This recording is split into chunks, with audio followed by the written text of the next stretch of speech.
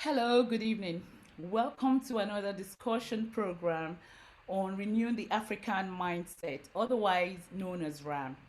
Renew the African Mindset is a non-profit organization established in the UK in 2012. It seeks to address topical issues which are hardly discussed in the open within the African community. The reason being for fear of being stigmatized or because of the African mindset. And what's the African mindset? It's born out of traditional values, cultural beliefs, your associations with people, your family background. These are all the factors which seem to make up the African mindset. So, part of the objectives of Renew the African Mindset is also to ensure that we um, celebrate success stories within the African community. Not only that, to reorientate a mindset for positive achievement. There's some topical issues which we hardly discuss in the open due to the culture of silence within the African community.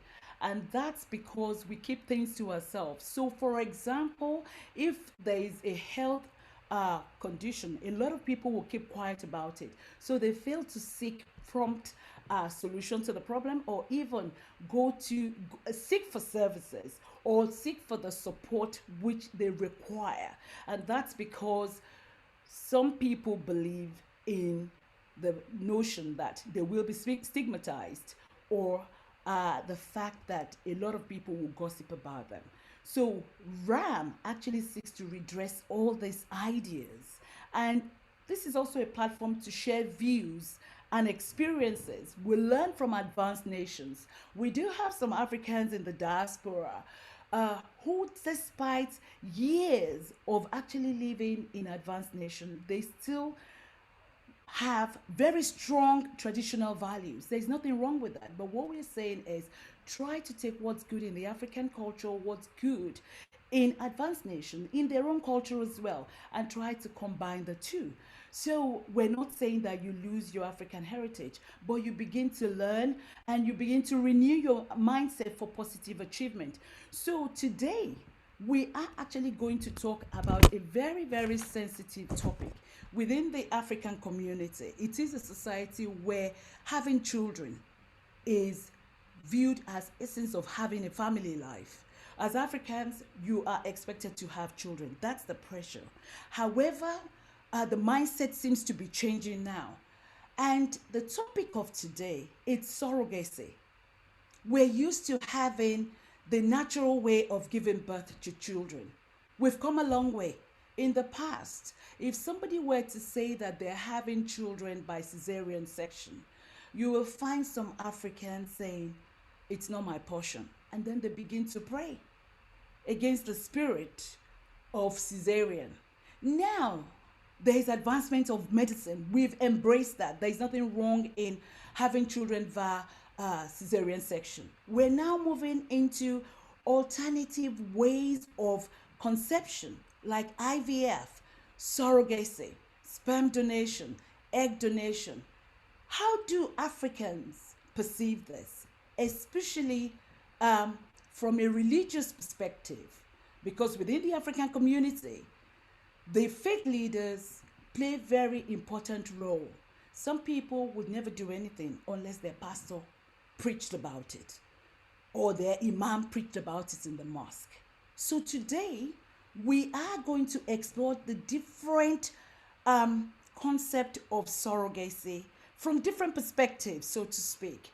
The legal perspective, the medical perspective, ethical perspective, the psychological aspect of it, because a lot of people struggle with the notion that they cannot have children naturally. So the psychological well-being is quite important, and we're going to address that today. And at the same time, people just want to know what surrogacy is all about. So we are not going to take much time. We just go into it and we start with the basics of what surrogacy is, the different types of surrogacy, what are the legal requirements. So we're going to address this today, and to help us understand what surrogacy is from the diverse perspectives that I've mentioned, We're greatly honored to have um, two faith leaders with us from the Christian community as well as from the Islamic community. Not only that, we're greatly honored to have two fertility experts with us. They're Africans. We also have someone from a surrogacy organization and a surrogate talking to us about our experience of surrogacy. We also have an intended parent who is an African. She will share with us briefly why she wants to go through surrogacy. And we also have a lawyer with us who will tell us about the legal ramifications of surrogacy. So, without further ado, I'm going to introduce our first guest. This is an impressive CV. So, I'm just going to take snippets of the biography that's been submitted on each of these panelists.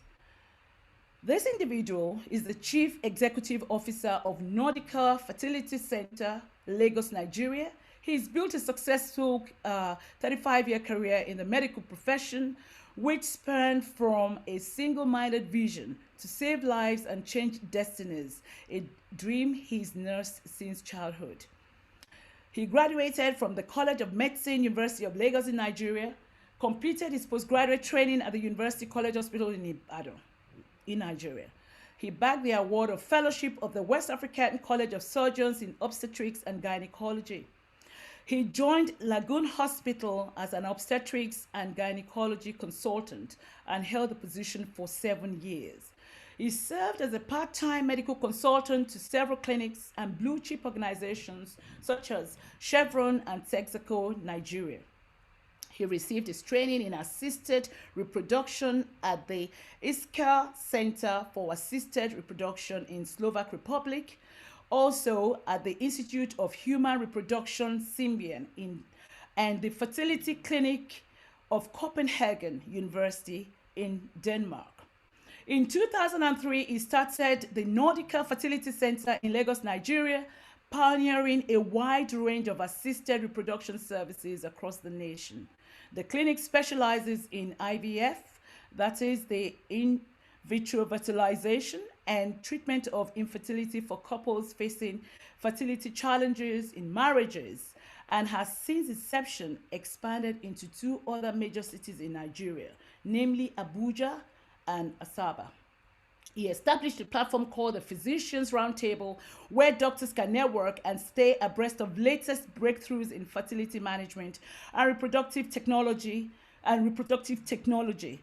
as well as a mentoring program, which is a platform aimed at providing mentorship for young medical doctors and stemming the tide of brain drain in the healthcare sector. I like that. Stemming the brain drain in the healthcare sector. Right. He's also a very strong advocate for endometriosis awareness, which is one of the major causes of infertility in women, through the Endometriosis Support Foundation in Nigeria. He has authored many medical publications and delivered numerous lectures in various conferences, both home and abroad. He's a member of the Nigerian Medical Association, Society of Obstetrics and Gynecology, American Society for Reproductive Medicine, American Association for Gynecological Laparoscopy, and I tell you, it just goes on and on. He received several awards, one of which is Distinguished Service Award in recognition of his contribution to SOGON. SOGON is the Society of Obstetrics and Gynecology of Nigeria and Women Healthcare in Nigeria. This was in 2015. He also won an award of appreciation for supporting breast cancer awareness. He also won an award for Distinguished Award on Leadership and Excellence from the College of Medicine and Pharmaceutical Sciences. Wow, such an impressive CV. Please join me in welcoming this gentleman. He's also an alumnus of the Stanford University Seed Institute for Innovation in Developing Economies and a board member in the International Society for IVF. Dr. Abayomi Ajayi, welcome to Renew the African Mindset. Thank you so much. Fantastic. Dr. Abayomi, one thing I picked up from the CV, which gladdens my heart, is the issue of stemming the brain drain of resources. It's high time we began to appreciate the brains we have in Africa. Don't you think so? Yeah, yeah, absolutely correct. Yeah, because we have, it amazes me when people say, I don't want to be treated by an African doctor. I'd like to go abroad. They go to America, they come to England, they go everywhere. And who treats them mainly? They are Africans. Yeah. Of course, our Caucasian doctors are there, but they are Africans. So, yes, such an impressive CV, and I'm very happy to note that. Now, we are going back to the basics. I'm going to ask you basic questions. What is surrogacy? What are Yeah. the types of surrogacy? Thank you so much. And surrogacy is an arrangement where, usually backed by legal agreement, where a woman, who is called the surrogate, Yeah. agrees to carry a pregnancy for either another woman or a couple, and they agree that after giving birth to the baby or babies, she's going to give to the commissioning couple to look after the baby or to raise the baby into for life. So that's in a very nutshell what surrogacy is all about. Okay, so are we talking about using the surrogate mother's eggs, or we are talking about using the commissioning couple or commissioning parents' eggs? Okay, now there are two main types of surrogacy. Right. What we call the traditional surrogacy, and then what we call the gestational surrogacy. Okay, these two usually are differentiated by either the genetic origin of the egg. Right. So when the egg comes from the surrogate, or now we say when fertilization takes place in the surrogate, then it's traditional surrogacy. In other words, it's the egg of the surrogate that we're using. So the sperm could come from either the commissioning couple or a donor. Right. And now it's so easy now, also when you're talking about traditional surrogacy, because it's usually through insemination, not IVF. Insemination is just inserting, bringing the sperm into the reproductive organ, either into the vagina or the cervix of the uterus of the surrogate. So that usually you can even do it at home now. You don't even need a doctor. So it's possible for you to have insemination in your home. You can get a donor sperm. So for single women, it's also possible to do that. So that's the traditional surrogacy. But now there is now the IVF surrogacy, where you get the embryo, that's you get the sperm and the egg, fertilized outside the body, which is what we call IVF, in vitro fertilization, and then you now replace it to the body of the surrogate. Now the sperm and the egg could come from different sources. The sperm and the egg could come from the commissioning couple. The sperm could come from a donor and the egg from the commissioning couple. The egg could come from this commissioning couple, and then the sperm comes from the donor. And then sometimes also the sperm and the egg actually might not come from either of the commissioning couple. So you could have donor embryo. So there are different pictures and scenarios, depends on what the problem is with the commissioning couple. I hope I'm speaking English. Yes, because yes, we're trying to understand that. But do you know, during my research, I realized that there are 4 different types. You mentioned the gestational surrogacy, the traditional one. What do you mean by the host surrogacy and altruistic surrogacy? Now, there are different dimensions to this. There's altruistic, there's commercial surrogacy, but they're not. The gestational, let's get it right. There are 2 types of surrogacies. Either you have the traditional or the gestational, right. All right? Or you can say the gestational as IVF surrogacy, all right? The host surrogacy is the traditional. Yeah. What it means is that fertilization is going to take place in the host, right? In the surrogate, all right? Okay. So now whether there is money involved or money is not involved is like the way we now say whether it's altruistic or commercial. Right. So that's not really the surrogacy process. This is how the transaction takes place. Right. Whether there is money involved or this person is doing it just because she wants to help. You know, there's some people who just want to help other people. It's possible. What do you call that? That's altruistic. Right. Okay. There is no money involved. Yes. Okay. Yeah. So when you say there is no money involved, no expenses paid to the surrogate, except maybe just out-of-pocket expenses that might be done. Okay. But they're not paying it's not that you are charging the commissioning couple a fee for the service you are rendering. Okay. So the commissioning couple is also known as the intended parent. Correct. Okay. The people or the person seeking to have a child. Exactly. Okay. Now, the surrogate is the person who actually carries the pregnancy. Correct. Fine. Then, what are the requirements to be a surrogate in your clinic? Because we're going to ask the other doctor as well whether there are differences. Okay. The European Society of Human Reproduction and Embryology and the American Society for Reproductive Medicine have set some things, standards for who can be a surrogate. All right. And that's what most fertility clinics follow. A surrogate should be between the ages of 21 and 45. Yes.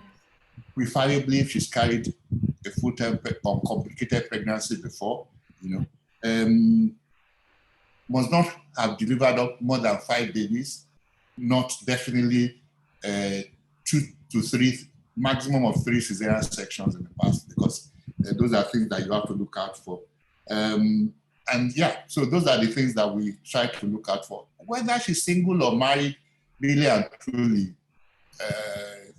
does not really matter so much, because it just the process, if you're going to involve one person or 2 people, just that's what you just need to take into cognizance. Okay. Now, another thing I'd like to ask is that what does the process entail? You've taken the eggs, say for example, you've taken eggs of an intended parent, the lady, and the sperm from the husband. Let's create that scenario now. And you know, it's fertilized, you put the eggs in there. How long is the process? Well, this is just typical IVF. Okay. Because, and what it means is that the process takes about 2 weeks. Right. But before you get there, there's so many things involved. For example, you will have counseled the surrogate, all right? The intending couple also, they're counseled on how to go about this. You will have involved a lawyer. Right. At the beginning. At the beginning. So there is a surrogacy agreement that they must sign before they even go into this. And then the process after that, once that is done, to us, it's just straightforward idea. Bringing out the eggs, depending on where the eggs are coming from, bringing out the sperm, depending on where it's coming from. And then we prepare the uterus of the surrogate to receive the embryo. And then that's just it. And then 2 weeks after that, she's doing a pregnancy test. And then we know whether we have succeeded or we have not. Okay, fantastic. So you've talked about the initial consultation, and obviously the consultation, does it have to involve the intending couple or the intending parent? Say, you know, let me create another scenario. When I create the scenarios, it's based on questions that have been asked. And of course, because of the African mindset, people would not come to ask the questions. So I'm asking the questions for them. So the thing is, you have a couple. So can I come behind the scenes to talk to you without my partner knowing? Or would you want to find out what my marital status is before you go into it?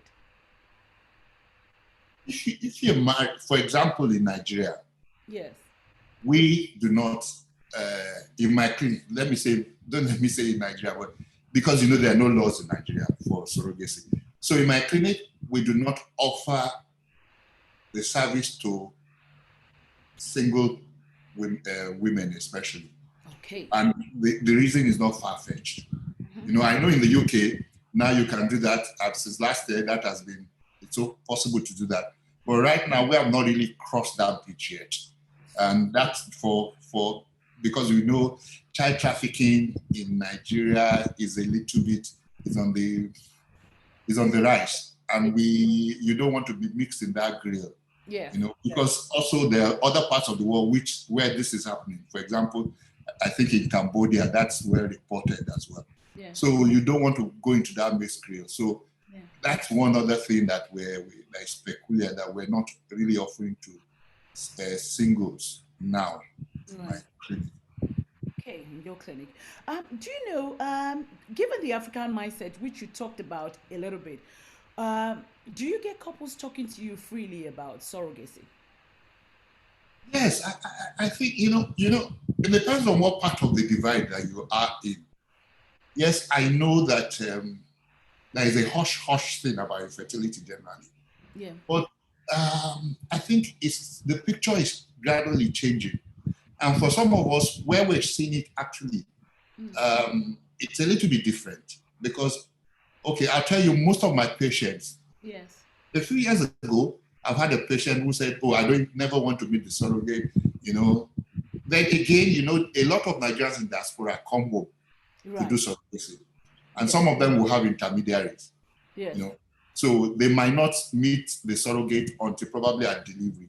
But some don't even want to meet the surrogate at all. But that is really going down. I remember a couple that I actually was involved with their treatment. Yeah. And when the surrogate got pregnant, I told them that they should take the surrogate to their home. Right. But they were willing to take they took the surrogate to their home finally, Right. But that's a different picture, because what I'm trying to say is that that picture is changing gradually. Right. Maybe because we are also involved, we see a lot of these things. The stigma is gradually going down. Right. Because even that's part of the reason why we're hosting this today, to dispel some of this, to dispel some of the myths and also the taboos attached to infertility. I call it delayed parenthood, because a lot of if we're trying to help people, and at the same time, if we have so many of these hurdles that people would have to sort of like jump over before they become a parent, then we are compounding the problem for them. Don't you think so? Absolutely. Actually, that's one of the things that I think we owe our people. Because you see, what I say is that once there is this hush-hush thing, yes, what happens is that quackery also will be present. Right. You remember, I don't know how long you've been in the UK. Yes. Many years ago in Nigeria, when we talk about HIV, yes, people hide behind the screen to talk about HIV. You know what happened then? A lot of doctors were claiming to have cure to HIV because of hush-hush things involved. Yes. The moment that was removed, all those doctors vanished, because there was no place for them to hide. Right. And that's what I think also should happen to infertility treatment. Right. Yeah. And the more we talk about it, the more people like you shed more light on it. And then the more this hush-hush thing will be reduced. I don't see it going away completely, but much, much reduced, that you can talk freely about infertility and the treatment. Okay. Thank you so much, Dr. Ajayi. We hold it right there. So I want to bring in the other specialist. Our next member of the panel, she actually is someone that I admire so much. It's unbelievable, because when I was reading her biography, anyway, I'll share this with you. She had her medical school education at the College of Medicine, University of Lagos in Nigeria. She proceeded to the United Kingdom, where she started a postgraduate residency training in obstetrics and gynecology, and later relocated to the United States of America, where she completed her training in family medicine at the Baylor College of Medicine, Houston, Texas. She returned to Nigeria and started her career in reproductive medicine with one of the leading fertility clinics in Nigeria. Having gone through the journey of infertility herself, before being blessed with two beautiful children. She's able to walk with her patients through their fertility problems from that perspective and also help them through the process of complexities of their options. You need to explain that to us. And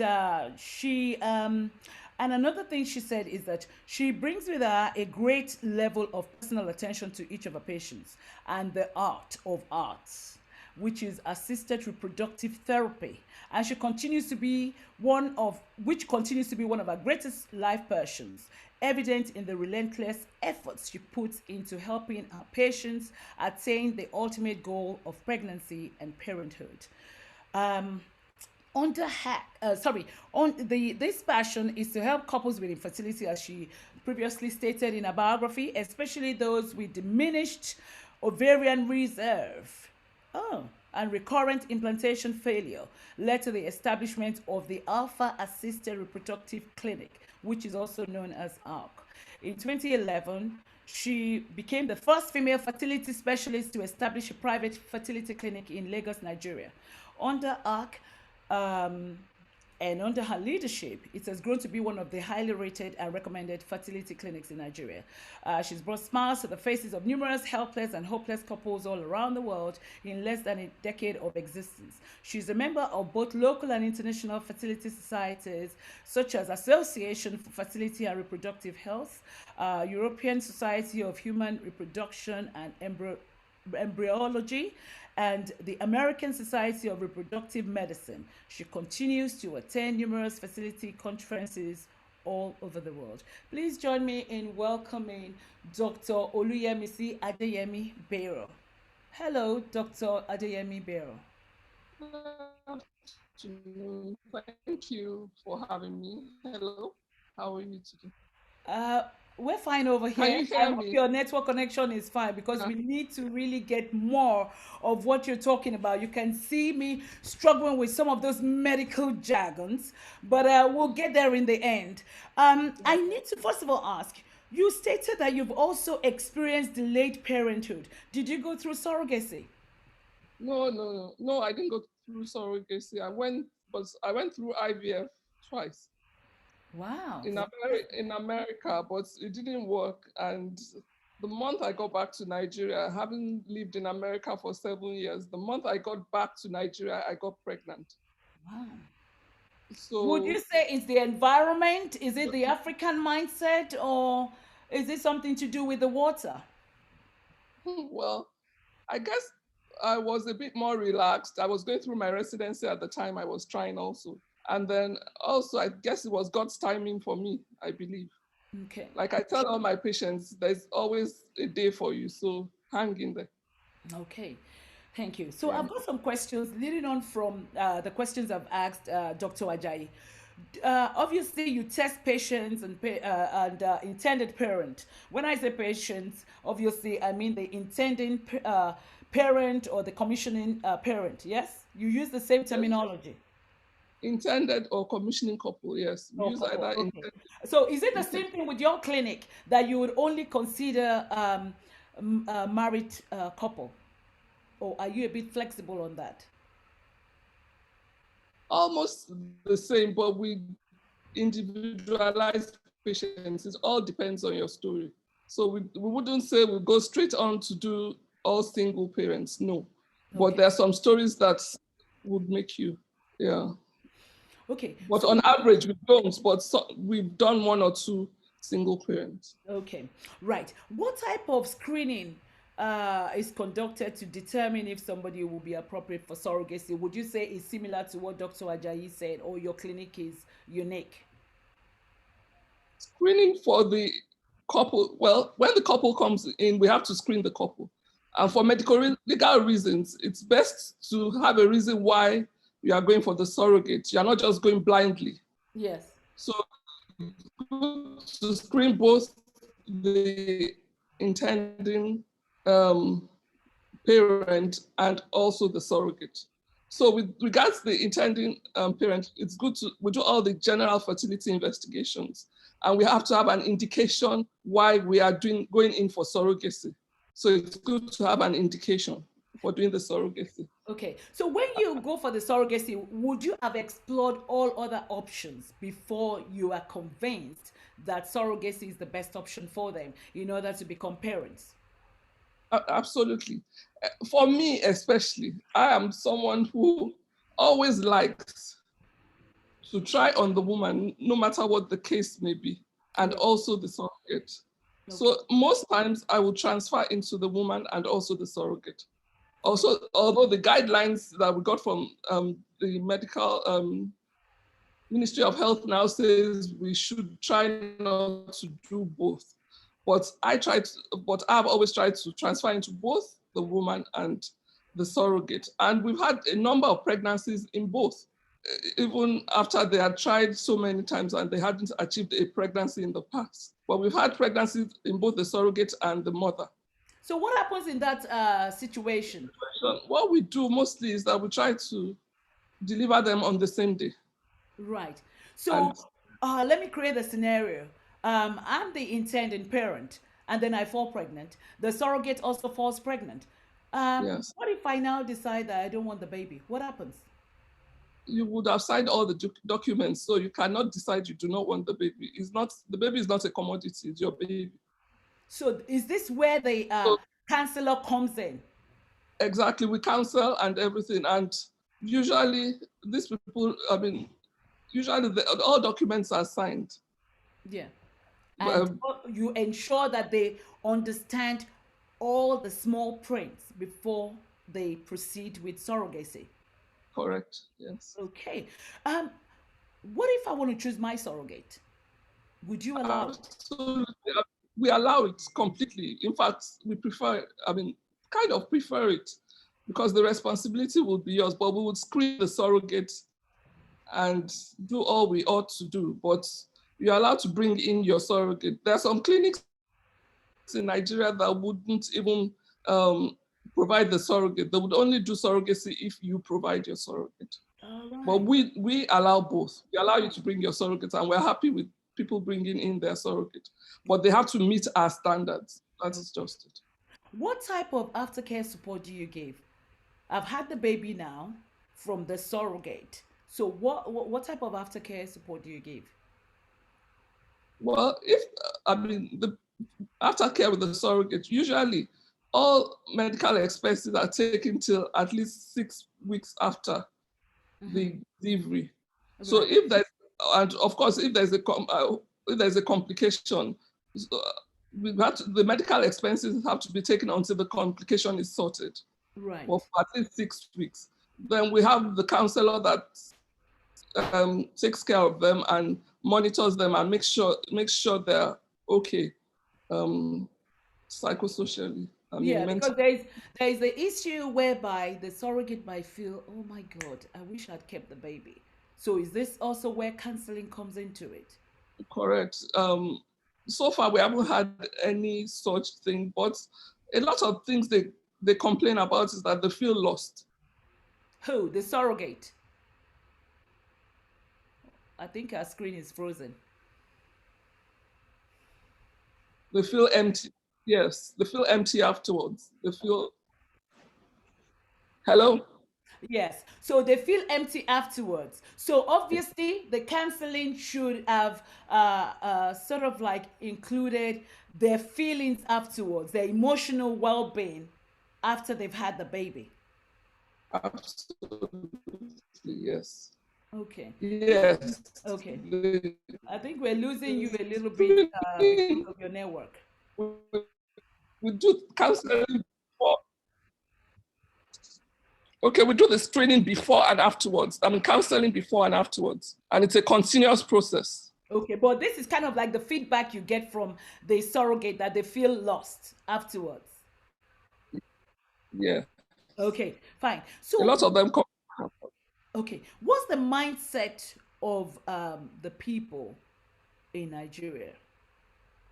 Are they receptive to surrogacy, or they refuse to um, consider it Well, as an option? things have really changed over time. Right.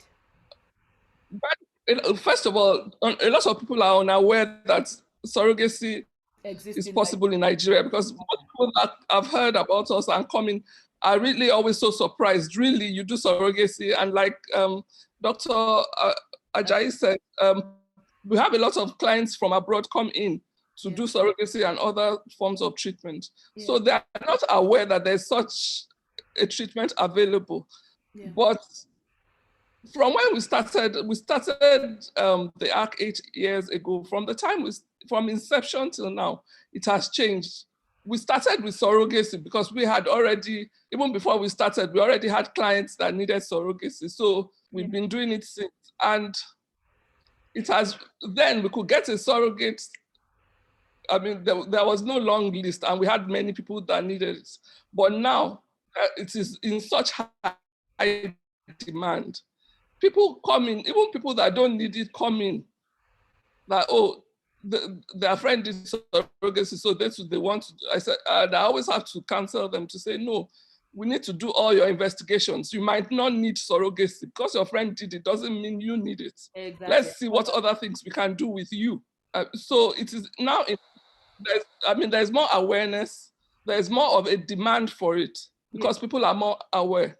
Now, in the acceptability, it varies, I have noticed, across ethnicities and across tribes. Right. It's more acceptable with some tribes in Nigeria than others. And some people would rather nobody knows, while some people will come out trying to say, yes, we did surrogacy. So it all depends on your, and also the background, of course. So, exactly. But it's becoming more acceptable. One thing I also have noticed is that a lot of people interchange surrogacy with using donor eggs and donor sperms. Automatically, when they feel somebody used a surrogate, they feel it is not their biological child. That's right. They don't realize that, like the other doctor explained, with gestational surrogacy, there's usually one, at least one gamete that is that of the intending couple. Right. But we don't do embryo adoption into a surrogate. Right. Because for the mere reason that I don't think it makes sense. You might as well go and adopt rather than do embryo adoption into a surrogate. There are many children that need to be adopted. Exactly. But at least one of the gametes of the intending couple have to be in the surrogate. Yeah. Because I also believe in creating awareness of things like this. We've talked about adoption before, where a pastor actually came on board and talked openly about it. This is a well-known pastor in Nigeria. He actually came on the platform and talked about it, and so he's encouraged a lot of people to do that. The most important thing is to give love to that child. Everybody needs to be loved, irrespective of how they came into this world.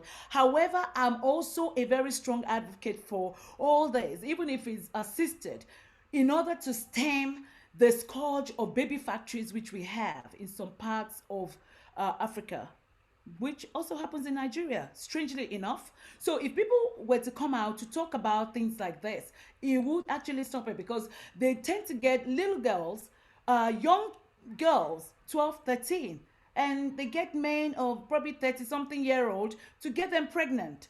And that's because they don't want people to know that in a way they have infertility issues, and then they steal other people's babies. I mean, the social media is awash with video recordings of this. So really and truly, if we're to create more awareness about surrogacy and other forms of assisted conception, I think it will be good for us. Even if people don't want to come out in the open to talk, yes, we'll get there in the end. We skipped over cesarean, we'll skip over this as well, you know. And one other question I just have for you is that when can you give us an indication of consultation fees? Because somebody asked me earlier before we came online, what's an idea of the fees that you do charge in your clinic?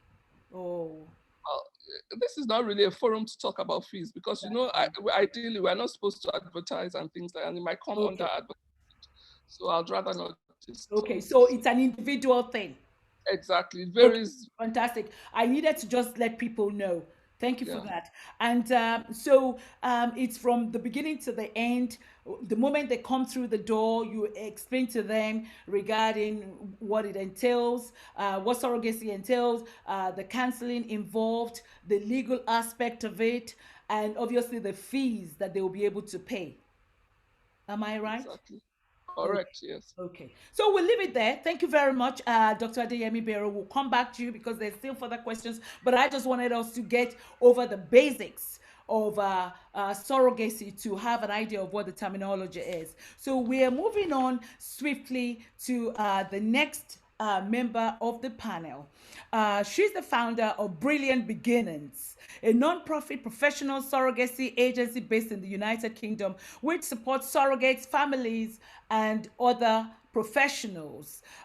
She's worked in surrogacy for over a decade. She is a CEDR accredited professional mediator, CEDR meaning Center for Effective Dispute Resolution. She's a regular speaker on surrogacy at fertility events and international conferences. She has an extensive network of contacts with surrogacy agencies, medics, and lawyers in the UK and internationally. A notable work includes contribution to the Law Commission review of UK legal framework. Please join me in welcoming Helen Proser of Brilliant Beginnings. Hello, Helen. Hello, thank you. Now we talked about the basics of the terminologies, what the process entails, and everything else. This is it. You are based in the United Kingdom, and this is me of African heritage. How would you be able to deal with me because our culture is different, our mindsets are different, the way we think. Yeah, I mean, I think you've come to the crux of it in that, surrogacy is a collaborative arrangement between people who have got common ground and a common goal. And that is for a surrogate to be able to help somebody have a family who wouldn't otherwise be able to. And from a commissioning couple or intended parent for them to be able to reach out and share that experience of being pregnant and then bringing a child into the world. Obviously, my experience is UK based, and one of the things that one of the reasons we set up Brilliant Beginnings was very much resonates with some of the things that the other speakers have talked about. In that 10 years ago in Britain, surrogacy did feel very murky and very underground and unclear, and even people understanding what was involved and all of the steps and the psychological and emotional impact on everybody was still unraveling.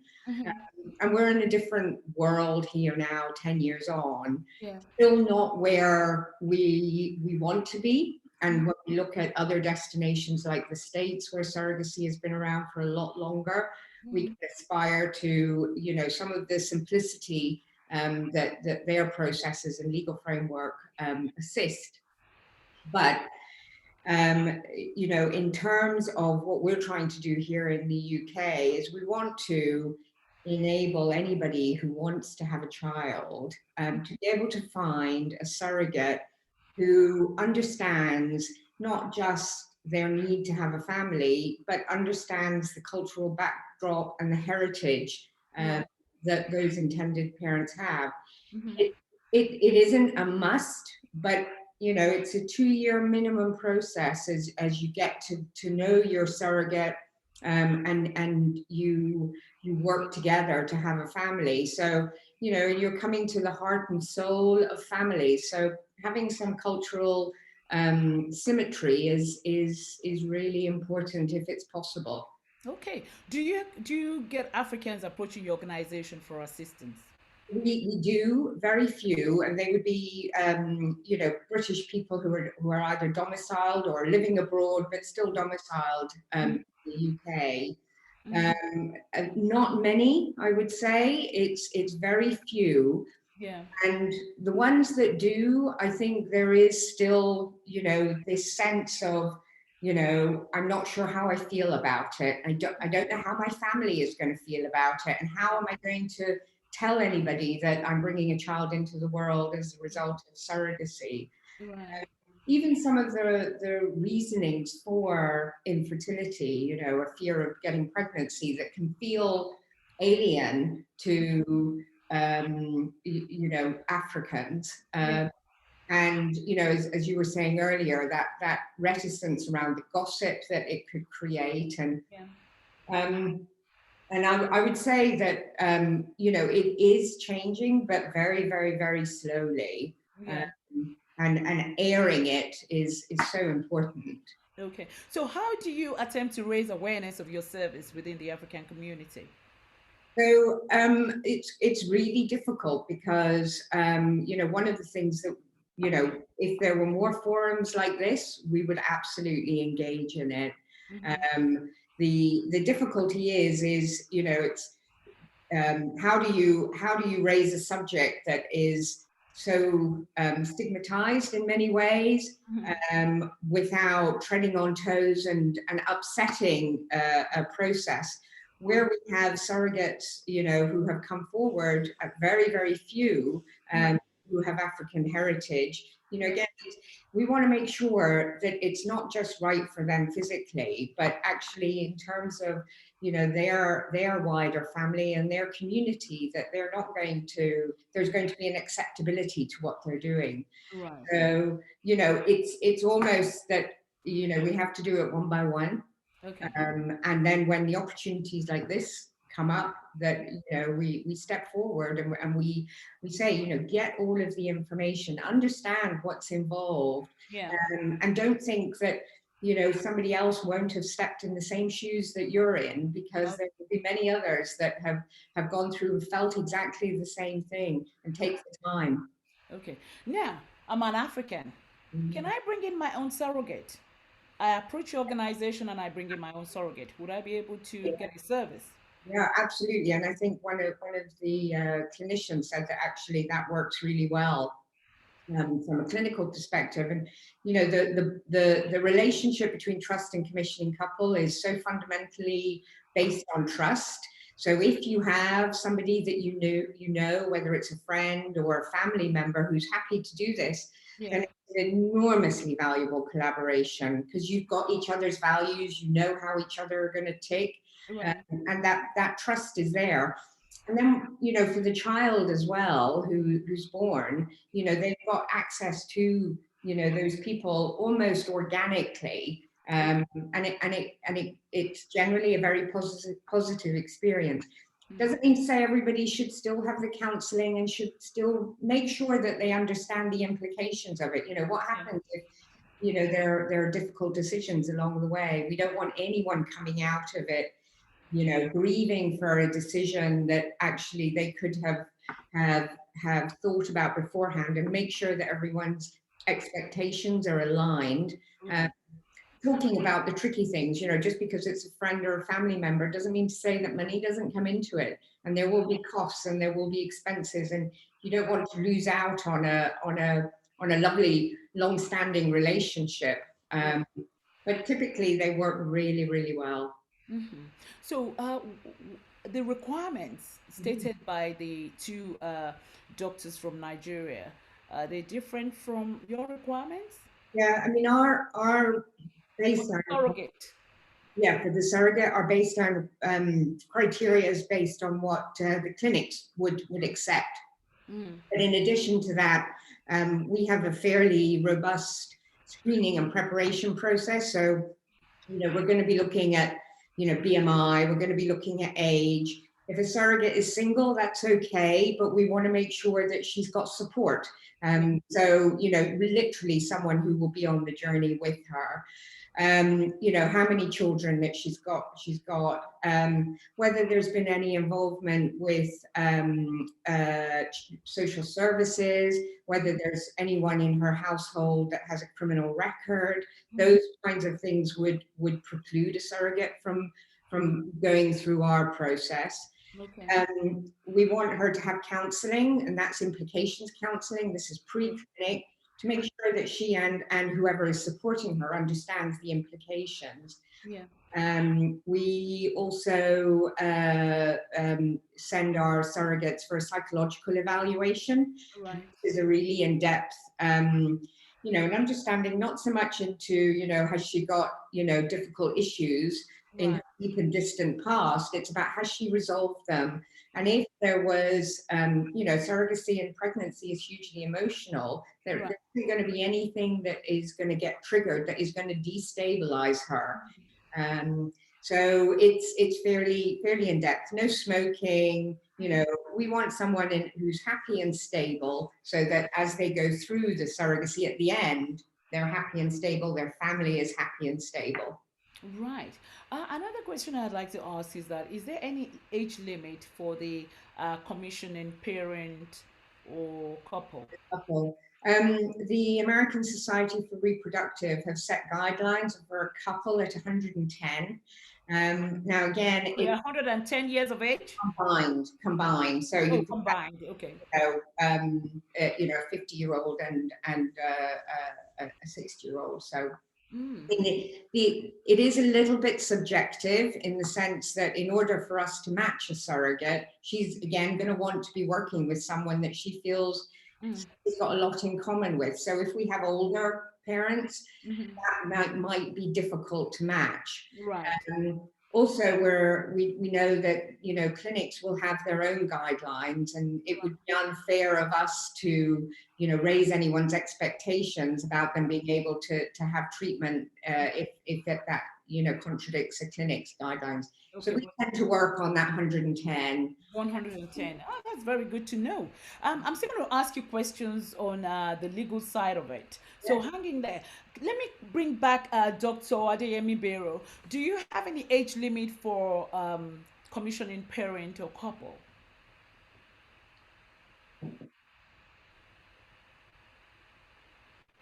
On mute.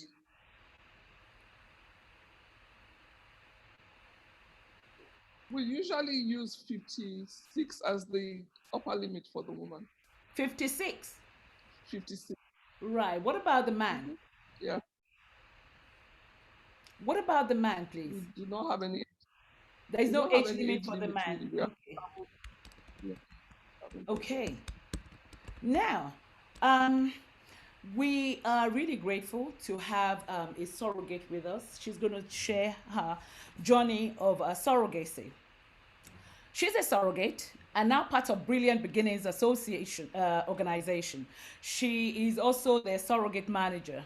Part of her role includes working with surrogates and their partners. She provides advice on the surrogacy process, walk through questions, address any worries or concerns that the intending or commissioning couple might have, or parents, should I say, and expose their motivation and preferences for their surrogacy journey. Her support includes making telephone, video, and face-to-face contacts, and she also makes home visits. So please join me in welcoming Teresa Kutz. Teresa? Hello. Hi, Teresa. Hi. Thank you for having me on. You could actually come and share your story with us. We've been trying to get some Africans, but we'll get there in the end. No problem. We'll get there in the end. Thank you so much for coming. What made you become a surrogate? What made me become a surrogate is actually really similar to what drives a lot of women that I've met as well. For me, it started with a close family member who was struggling to conceive, my brother and his wife, and they had IVF, which hadn't been successful. So I had offered to surrogate for them should they need it. They did go through another round of IVF, which actually worked, and I ended up with a nephew, and then my sister-in-law fell pregnant naturally quite soon after. Wow. So they were really lucky and obviously didn't really need my help, but that feeling of, you know, wanting to be able to help somebody. I have 2 children of my own, and I feel really, really blessed to have my children, so being able to help somebody else have a family as well just felt like the right thing to do. So that was with your brother? So I didn't surrogate for my brother in the end, but it did start with my brother, and that is really common that surrogates and a lot of women that I've spoken to will say that they know somebody who has struggled to conceive, or they've got a loved one that has struggled to conceive, and it's, you know, it's a bit heartbreaking when you love somebody and see them struggling. So it's really common. So what happened to the baby? The babies that I had? No, what happened to the surrogate baby? So Or the was it at the initial discussion stage? Yeah, so I had discussions with my brother, but he and his wife ended up having their own Oh, children. okay. I thought maybe you Anyway, had the baby, no, then no, they also no, had. Oh, no, right. Okay. sorry, So that's how no. it They started. luckily became pregnant themselves, and they've got 2 children now. So Ah, fantastic. no, I ended up being a surrogate for another couple. So how many times have you done this? I've completed one journey, and I gave birth to twins in October 2017. So they're almost 3 years old, and I am currently on my second journey. So I'm due to start my treatment in the next few weeks. Wow. Were you tempted to take one of those babies? No, no, never, never. Because of the legal contract. No, no. I never felt bonded to the babies. They weren't biologically or genetically linked to me in any way. You And didn't feel because you were carrying them in your womb, then they're your babies. no, never. Wow. Never. And I mean, I was very lucky as well. My intended parents came to, because it was twins, we had lots of scans, lots of hospital appointments. They were there for every single appointment. Seeing how excited they were and how invested they were is very, very good for keeping you grounded. And seeing how much it means to that couple as well. But there was never any question about wanting or no ideas about wanting to keep those babies. I was happy to hand them over. Right. Regarding your role as a surrogate manager for Brilliant Beginnings, what Sure. was the purpose of the home visits? So the home visit is a good opportunity for us to be able to see the surrogate in her own kind of environment where she's most comfortable, she's most relaxed. It's an opportunity for us to maybe meet her immediate family as well. So our surrogates will have children of their own. They will have a partner, or as Helen mentioned, they will have a support person as well. So it's a chance to meet all of these people in person and, see the dynamics in that family setting, have some of the conversations that we would have had previously around tricky topics like things like expenses and feelings about if there is a difficulty with the pregnancy or with the baby and tough decisions have to be made, and to be able to see their feelings on that rather than just hearing it through a telephone call or having written emails. We can see body language, we can see their kind of instinctual reactions to things like that. And it's just a really nice opportunity as well to kind of finish the screening process and to be able to, to talk to these women in person and prepare them for the next steps as well. Yeah, fantastic. Thank you very much for that. Hold it right there. We'll probably come back to you later on. Okay, Wow. thanks. The next guest here, and if I say this, I hope you believe me. Hopefully, she's still with us. She is an intending parent. And last year, when we had a trial run with another fertility specialist, who I think is actually on this platform right here, we had that broadcast on Facebook. She, I think she got the hang of it, contacted us, sent us an email, and she just wanted to know more about surrogacy. So, and then when this program was going to be aired, I felt the need to contact her whether she wanted to share her story of why she wants to consider surrogacy. So, if she's actually on this platform with us, if she could just start talking, because we protected her identity. She's an African. So, if you're there, the intending parent, could you just start talking and just tell us why you would consider surrogacy as opposed to other assisted options or conception? Yes, yes, thank you. Thank you for having me. We've actually been exchanging a couple of mails. Can you hear me now? Right. Okay, thank you. Um, I've actually passed through a journey, and at the last time got in touch with your organization, I actually took the next step, and since then we hadn't communicated. So coincidentally, to tell you the truth, I was just going through my chat with, what I passed through. And coincidentally, today makes it exactly 1 year I had passed through a process, you know, employing, having a surrogate. So I'm a single woman. I'm 45. And when I was 44 last year was when I contacted your organization. We had a chat. And so I went into it through a friend of mine. She had told me that there's this doctor, his experience, he works with a general hospital in my country and all that. And so I went into it exactly 1 year today, in fact. And so I got in touch with this doctor, and he told me that yes, he's into surrogacy. Why I opted for that, going back to your question, is that um, I had had a surgery on fibroid, multiple fibroid, and after 3 months, I was told I had a regrowth in multiple again, you know. And so I was like, oh, I'm 45. I'm not married. I've never been married. I've never taken in, linking it to the African, mindset too. I'm from a very religious background. And I just felt I was brought up knowing that as long as you're single, you're not supposed to be involved in any extramarital, sex or all that. And so I was brought up with this idea locked up in my head. But then after a while, I just knew that while I'm 44, I'm still single. What is wrong in me having a child of my own that I can take care of? And so I did a lot of reading, did a lot of, getting in touch with people.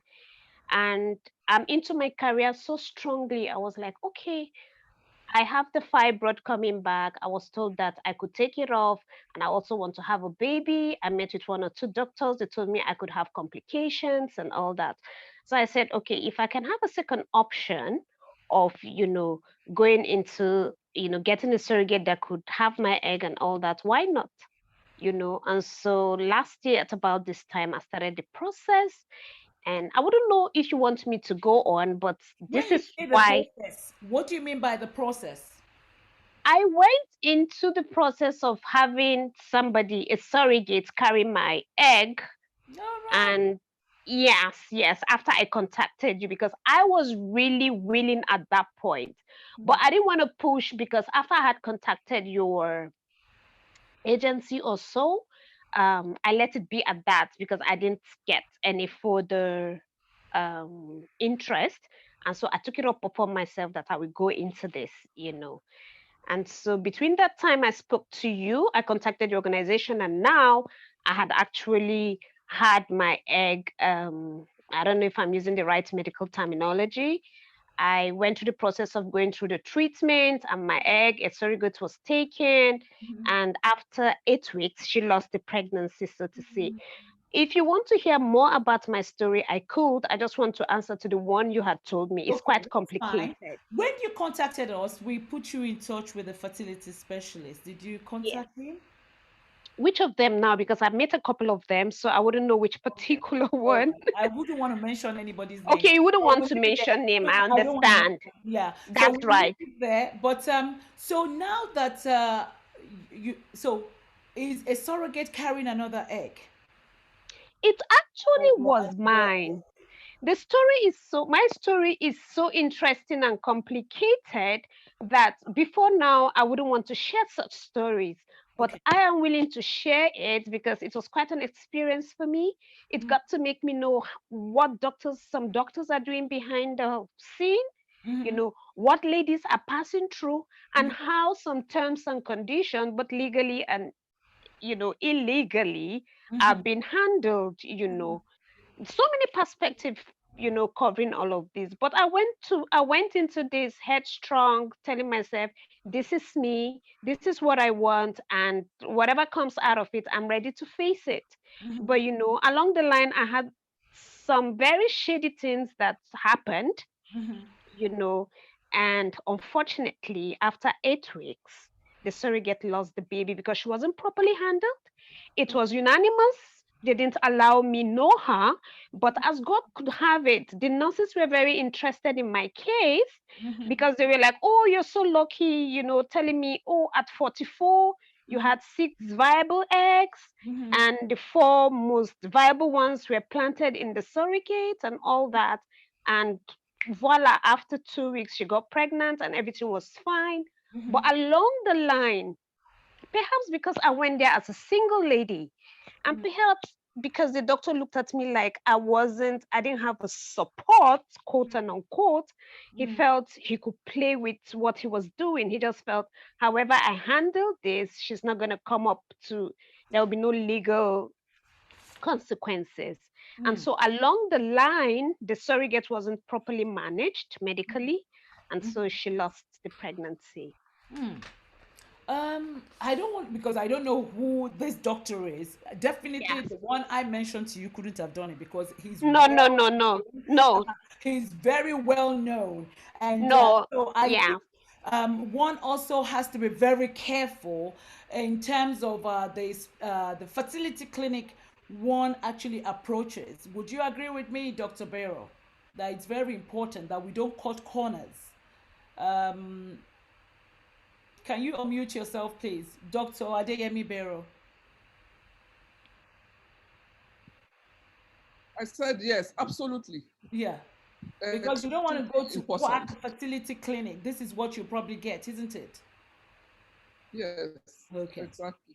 All right. Now It's let me very go back important. to Let me go back to my intending parent. Are you still there? Yes, I am. Okay. So where are we now? Is Well, surrogate carrying any egg now? no, I intend going into another one, but as you know, it's quite it's very expensive, so to say, considering that I'm single and I manage all the bills myself initially, and I'm somebody that loves planning well.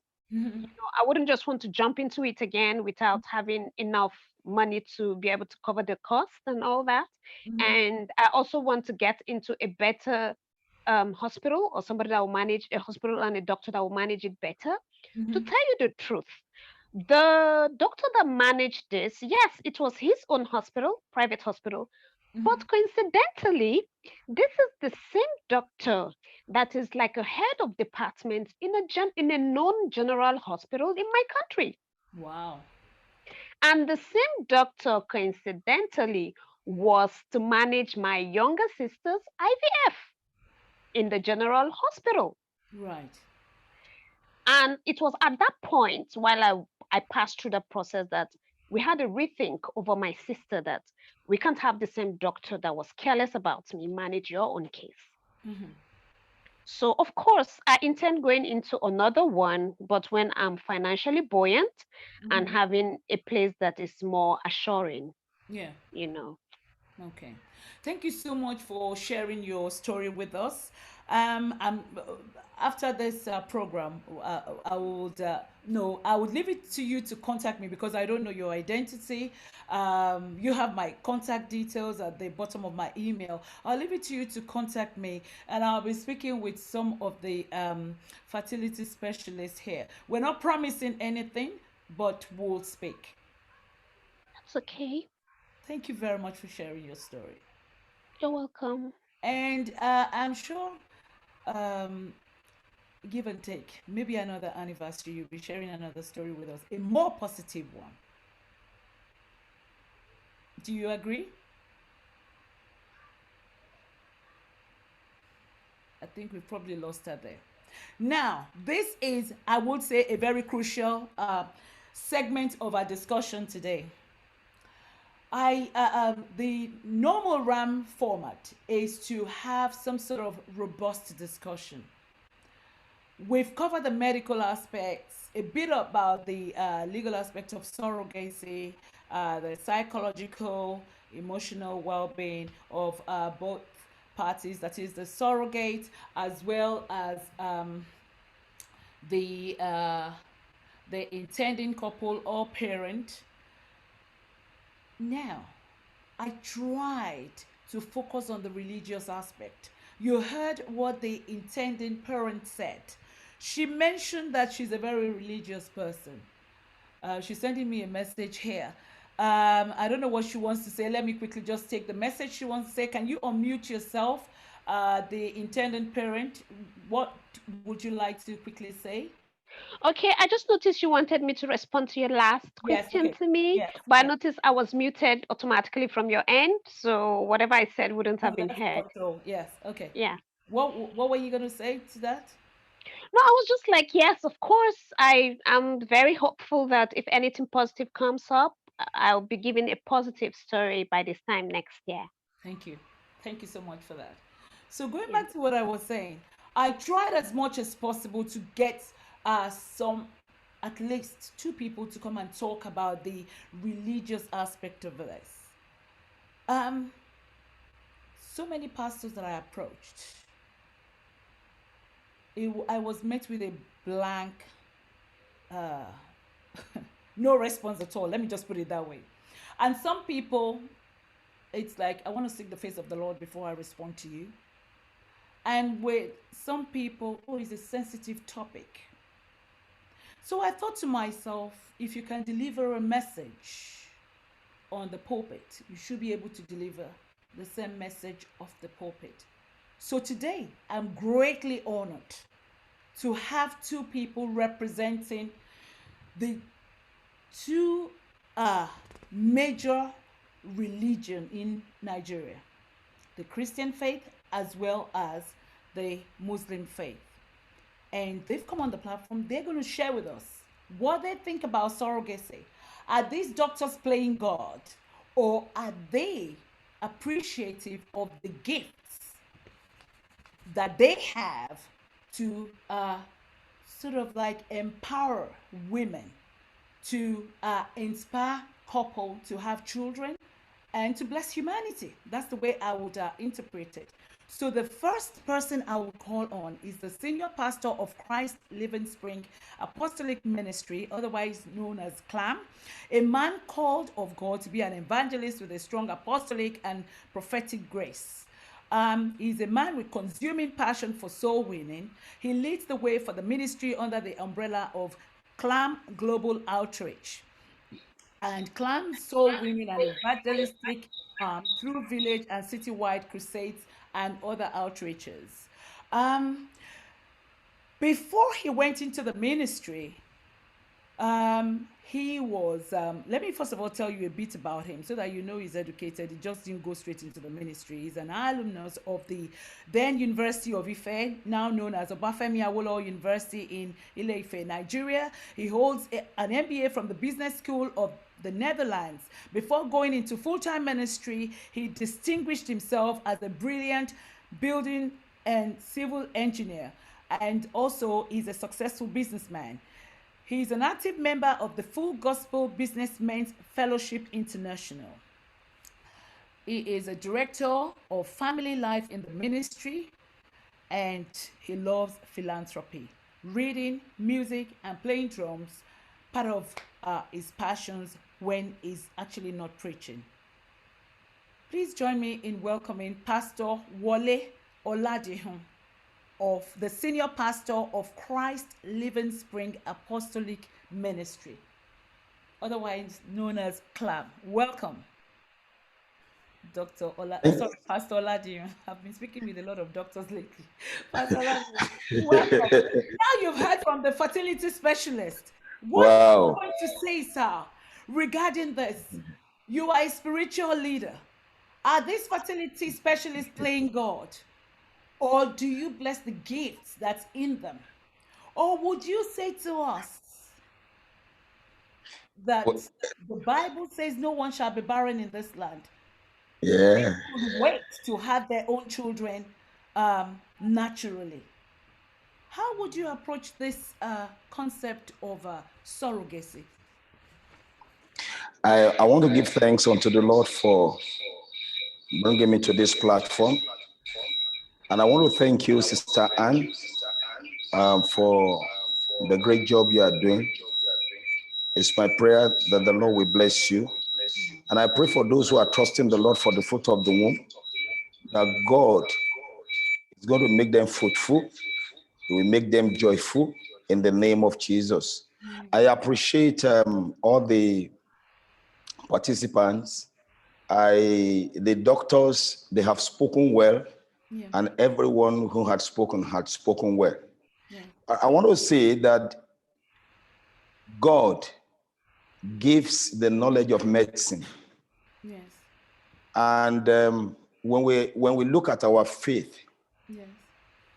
medicine and faith, they have a nexus. When they meet, things get better. The doctors have spoken excellently well. Incidentally, by the grace of God, I'm the chairman of Sotera Maternity and Hospital, a 56-bed hospital in Nigeria. And I like to invest in healthcare.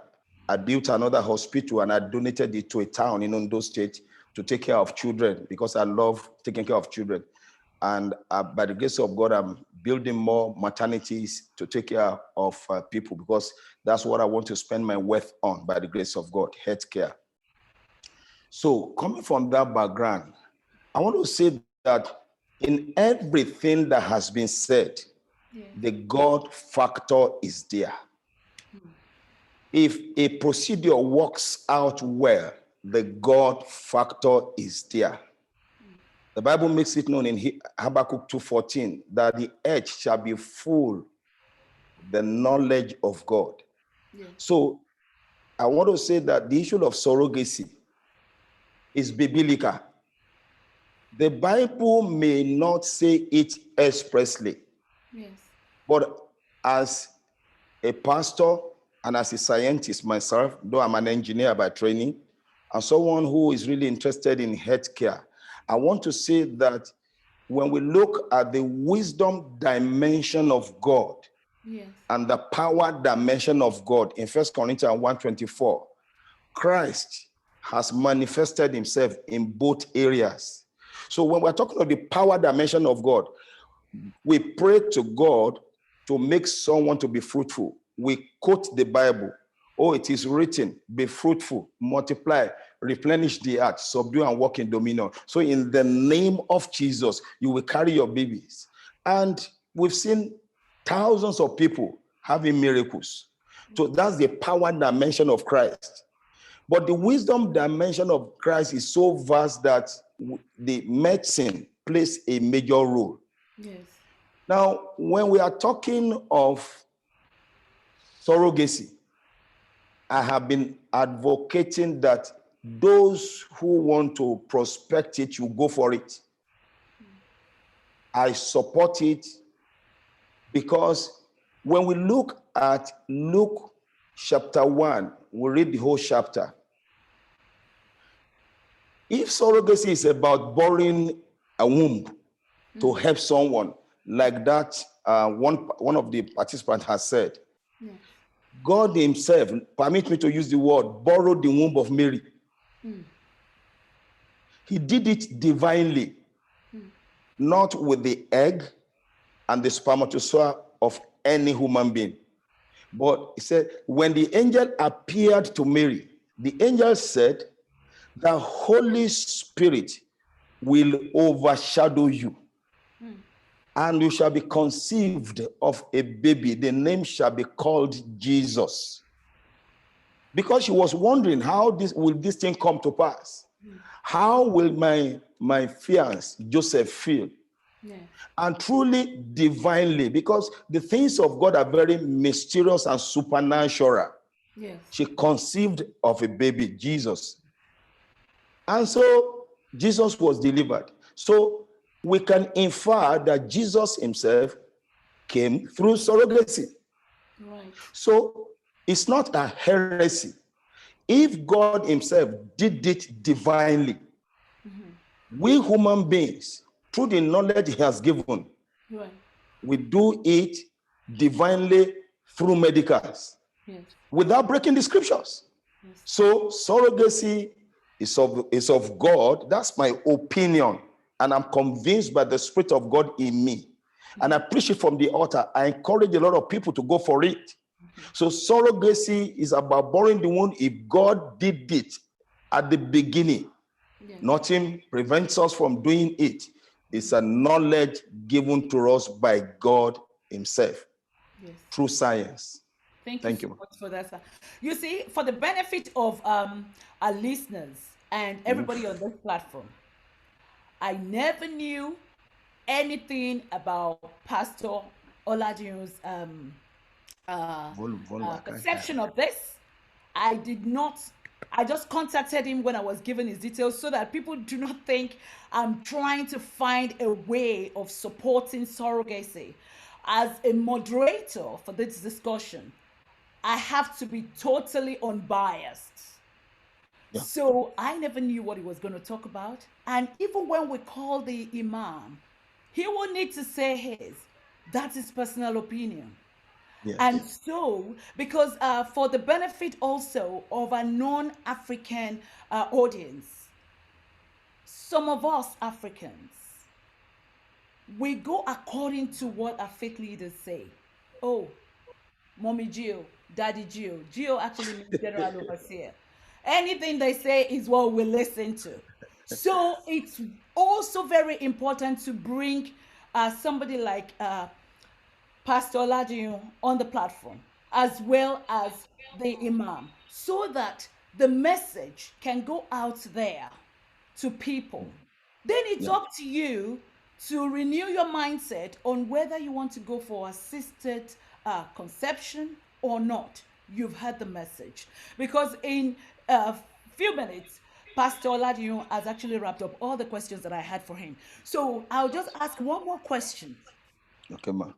And that will be, obviously, you will feel comfortable in supporting intended parents or couple going ahead. What if I'm a single person, as a single lady? You heard what that lady shared with us, a 45-year-old, and she's thinking her biological clock is ticking. Would you feel comfortable if she came to you and said, sir, this is what I'd like to go for surrogacy. I don't have a husband. This is actually putting you on the spot. I know that. Well, I want to say that I empathize with her. As a person, everybody knows me for my benevolence and philanthropy by the grace of God, because I believe that we must help humanity. Yes. My son-in-law, when he was in American Army, he told me that for a young person in the military to go to war, the eggs of the ladies will be harvested, and the spermatozoa of the man will equally be taken and kept in a bank.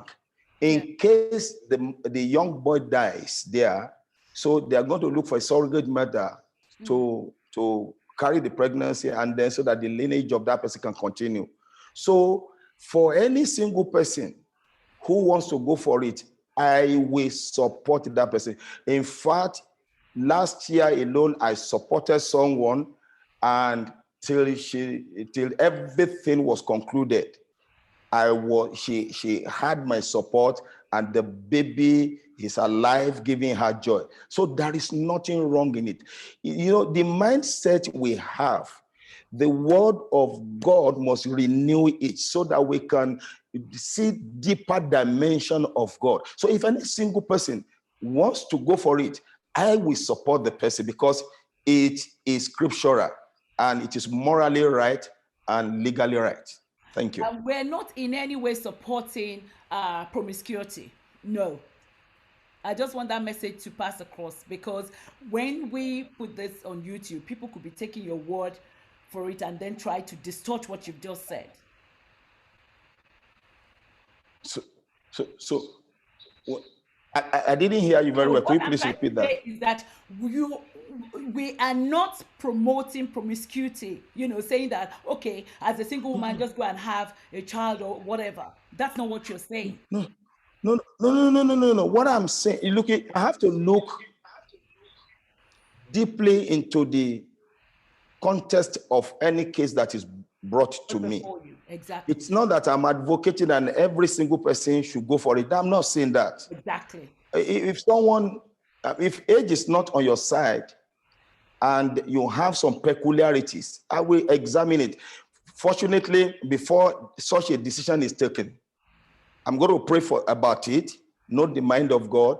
Then I'm going to send the person to our hospital here, so that they can do the necessary things. Then we consider many things. then the legal aspect also will look at it and so many other things. Okay. So it's not that I'm advocating it for every single person.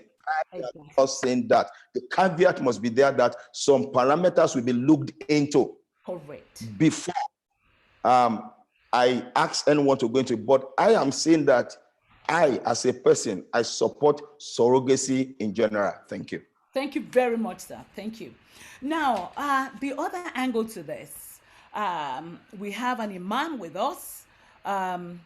He is the imam of Starling Central Mosque in Nigeria. He has BSc in Sociology and MSc in Industrial Sociology from the University of Ibadan, one of the top universities in Nigeria. He has worked as a travel consultant in various organizations, including American Express and Mobil. He's the MD and CEO of Habdat Express Travels. His personal travel business for all travel services, including Hajj and Umrah. He is currently the BOT, Board of Trustees Secretary of Dawa Front of Nigeria. Please join me in welcoming Imam Alhaji Qasim Alabi. Thank you so much. Alabi, are you there? Thank you I'm for here. Thank you so joining much. us. Thank you so much. Thank you so much as well. You've heard what everybody has said. You've Yes, had the please. fertility specialist. If I were to Absolutely, come yes. to you and said something like that to you, that I was going to go for surrogacy, how would you approach it? Would you say "Astagfirullah," as they say, Allah forbid? Is that what you're going to say? What's your Thank you perception so of much for the surrogacy? question. Yes. Thank you so much for the question. I think you have asked me two questions now.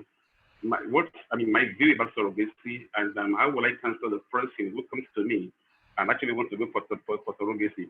Let me first and foremost say that I feel very honored to be here today, and I appreciate everybody who has spoken before me. And I listened to the head mother here, and I felt I felt pity for him, because I understand what it is in Africa not to have a child of yours, the kind of situation that actually go through in Africa. And I know people will go to any extent to have children of their own, because that is what makes you a woman in Nigeria or in Africa as a whole. I wouldn't know if it's applicable all over the world anyway. But I know in Africa, everybody wants to belong. Everybody wants to be called mother of somebody at any point in time. Mm-hmm. Having said that, I'm aware of the fact that science has done a lot in this particular area, and of course, we cannot rubbish science, completely in terms of what it has done for humanity. In fact, Quran supports a lot about scientific breakthrough anyway. For information, I understand that ever before what is called embryology is discovered even in science, Quran has mentioned that a long time ago, when it starts talking about how a man and a woman will meet, how the sperm is deposited in the womb of the woman, it turns into a sort of blood. From that one, it becomes a flesh. Bones enter the flesh, and flesh covers the bone. Eventually, Almighty Allah, makes it a living human being. And Allah now asks the question, for sure, we can do all these things other than Allah subhanahu wa ta'ala. Having said that, let me quickly mention this particular point here, that in Islam, before you can say something is permissible or prohibited, we must look for evidence from the Quran and Hadith. That is what, as Allah said about this particular issue. Yeah. The Prophet as well, what has equally said about this issue. For your information, surrogacy is a new trend. It's just coming up. And of course, the scholars have put their heads together. They have been debating this issue over time.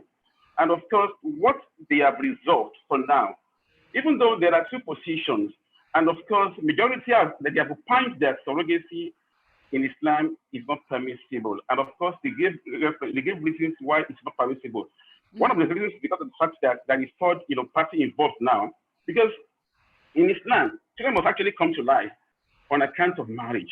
Right. You must be legally married before you can actually say you actually want to give back anyway. And that is why in Islam there are options. At the same time, there are actually of the view that having children in life, it is not solely your own decision. Yes, we make efforts. Science is only going to assist us anyway. But the point remains the fact that the fact remains that everything lies in the hands of Allah. And that is why in Quran chapter 49, verse 42, Allah informs us that He is the one. He mentions, what is meant by children. He said, children are gifts from Almighty Allah. And if Allah wills, He will grant to whosoever is pleased with male children. If He wills, He will grant them female children. If He will, He will miss it for them. And if He will, He will make some people barren. Right. So Islam is unlike other, thoughts that you can be barren, because we know that people in the past have made efforts in the past. People have tried IVF, even surrogacy, at times it fails. So it's actually points to the fact that the idea of giving back, in the world today, everything lies in the hands of Allah. However, we must make effort. What kind of effort are we going to make? The effort that we're going to make will be such that it's permissible within the context of Islam. Like I did mention at the beginning, Islam will tell us what is permissible, what is not permissible, and what is ambiguous, and what is not clear. Yeah. Of course, the issue of surrogacy can be classified as one of the issues that is not very clear as of today. And in Islam, we've been encouraged to run away from what is unclear, as long as there are other options we can take. And that is why Islam will not say you as a person cannot adopt a child. Islam will not say you as a person, even you and your husband, who are legally married, can't go for IVF. You can go for IVF because you're legally married. Yeah. And of course, you both agree to do IVF. And of course, given the fact that you're legally married, it becomes allowable, it becomes permissible in Islam. But in case of surrogacy, given the fact that it's a bit unclear, the ulama, we scholars of the opinion that we should take care of it. We should encourage people to look for other options. However, to the second question now, when anybody comes to me for counseling, I actually want to know whether he should go ahead with surrogacy. Honestly, I will not in any way, I will not in any way speak bad of the person. Can I stop you right there? Can I stop you right there, Alaji? Say, for example, you said you agree with IVF. But then again, I have my husband.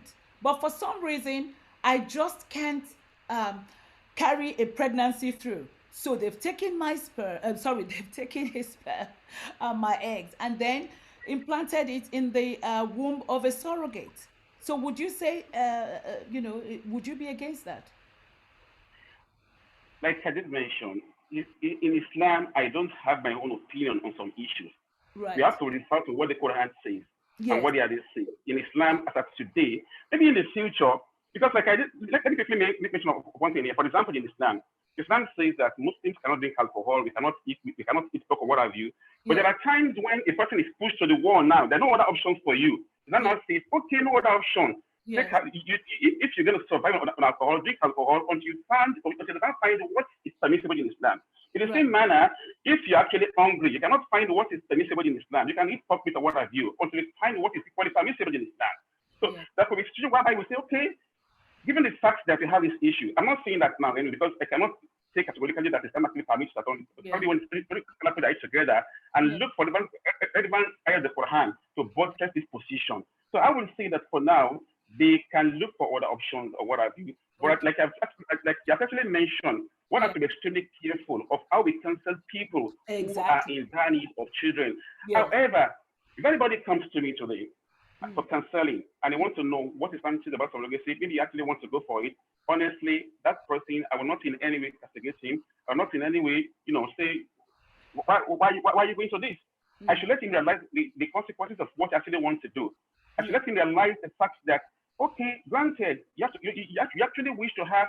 You see, when the internet brother was actually talking, honestly, I was like having a kind of good input on me, because I was wondering if person of that particular age and is looking for an option to have a child of her. Honestly, she has made a very good effort on her part anyway. But at the same time, we must bear in mind the fact that before we can say, okay, this thing is allowed, what does Islam say? And that is why I will counsel the person, let him know what Islam says without, destroying what he intends to do. But if he now chooses or she chooses to go ahead, so be it. I cannot in any way rubbish or throw him out of Islam because he has come with advice. I'll advise him based on what I know as of today. But of course, if there is encouragement, he will surely be encouraged. Well, so let me summarize what you've just said. You would not encourage it, and that's your personal opinion, and you point them in the right direction in the Quran, that this is what the Quran says. Absolutely. But do you think there are times when we now feel constrained? We can't really do that. And I'm yearning to have a child. And my Okay. imam is telling me this. Do you think I'll be inclined to go and buy a baby without letting you know? And then I'll come to the mosque, and then I would do all the, the usual thing that we do. We do all the reverse dance and whatever. But I know deep down my heart of hearts I'm lying. Mm. The point is that this is a personal decision of the couples involved now. Yeah. As a cleric, as a scholar, Yeah. I would let the person know what Islam says about all these things. Yes. See my point now. Yes. So the point still remains the fact that I understand how the person feels for not having a child of his or hers at any point in time. Yes. Honestly, like I did mention at the beginning, the situation in Africa is something else. You become stigmatized. They label you. But you can be called a witch, you can be called a wizard because you don't actually have a child of yours. Yes. But nevertheless, I will equally advise that, okay, this is what you actually want to do, but this is Islamic position. Yes. You not choose to do things otherwise. Of course, I don't have any option. I cannot coerce you to do my own billings at any point in time. That's right. That's right. I have to say something to you, Alaji Alabi. I actually salute you for your, for your forthrightness. It's quite commendable, because Thank you so much. people shy away from talking like this. Hence the reason why I couldn't get people to come on the platform to speak. But that's your personal view, and you've expressed it. And at the same time, you say this is what the Quran says. We applaud you for that. Thank you so Thank you much. so much. So we're going to move over to the legal aspect of it now. The person that, the last but not the least, a member of the panel, even though we're now going to bring in everybody back because there's some myths and around surrogacy, we're going to address that. And in the interim, please prepare your questions, post them in the chat box, because I'll be taking the questions one by one. Now, this lady is graduated from the University of Kent at Canterbury with a Bachelor of Arts degree in law, and secured a master's degree in commercial law from King's College, University of London. She proceeded to the Nigerian Law School and qualified as a barrister and solicitor of the Supreme Court of Nigeria. Her career span of Her career over the past 32 years has been predominantly in banking, legal, capacity development, and entrepreneurship. In 2008, she returned to full law practice and worked with the law firm of Udo Udoma Bello Osage and Co. in the banking and finance, capital and money market arm of the firm. In 2010, she set up the FA Legal Consultants, a full-fledged commercial law practice and financial advisory legal consultants limited. At FA Legal Consultants, she is the managing partner with specialty in commercial law, family law, and mediation. She is the legal advisor to some of the fertility clinics in Nigeria, including ARC. And she's also the consultant to about 6 other fertility clinics. And she acts as their advisor, drafting gestational surrogacy contracts, and handles other family law matters. Please join me in welcoming Oyeyemi Akinrele. Oyeyemi, are you there? Yes, I am. Okay. Good evening. Thank you. Good evening. Thank you for coming. Good evening. Now, thank you so much for having me. Thank you for being here. Thank you for accepting our invitation. I was reading through an article last night regarding a couple based in Toronto, Canada. She's actually a Nigerian woman, by the way, and the husband is Zimbabwean. They recently had their son via surrogacy. It was reported that while Zimbabwe does not have surrogacy in its constitution, the clinic used is regulated with good clinical practice, and it follows regulations from other countries. Is this the way Nigeria stands on surrogacy? Okay. Sorry, can you just say that again? Is that a Okay, I was just question? talking about the couple who just had their own child through surrogacy. The husband is Zimbabwean. It was reported in the Zimbabwean their national papers, their national daily there. So what they're saying is that surrogacy is not in their constitution, but the clinic use is regulated with good clinical practice, and it follows regulations from other countries. So the first question I would even ask is surrogacy legal in Nigeria?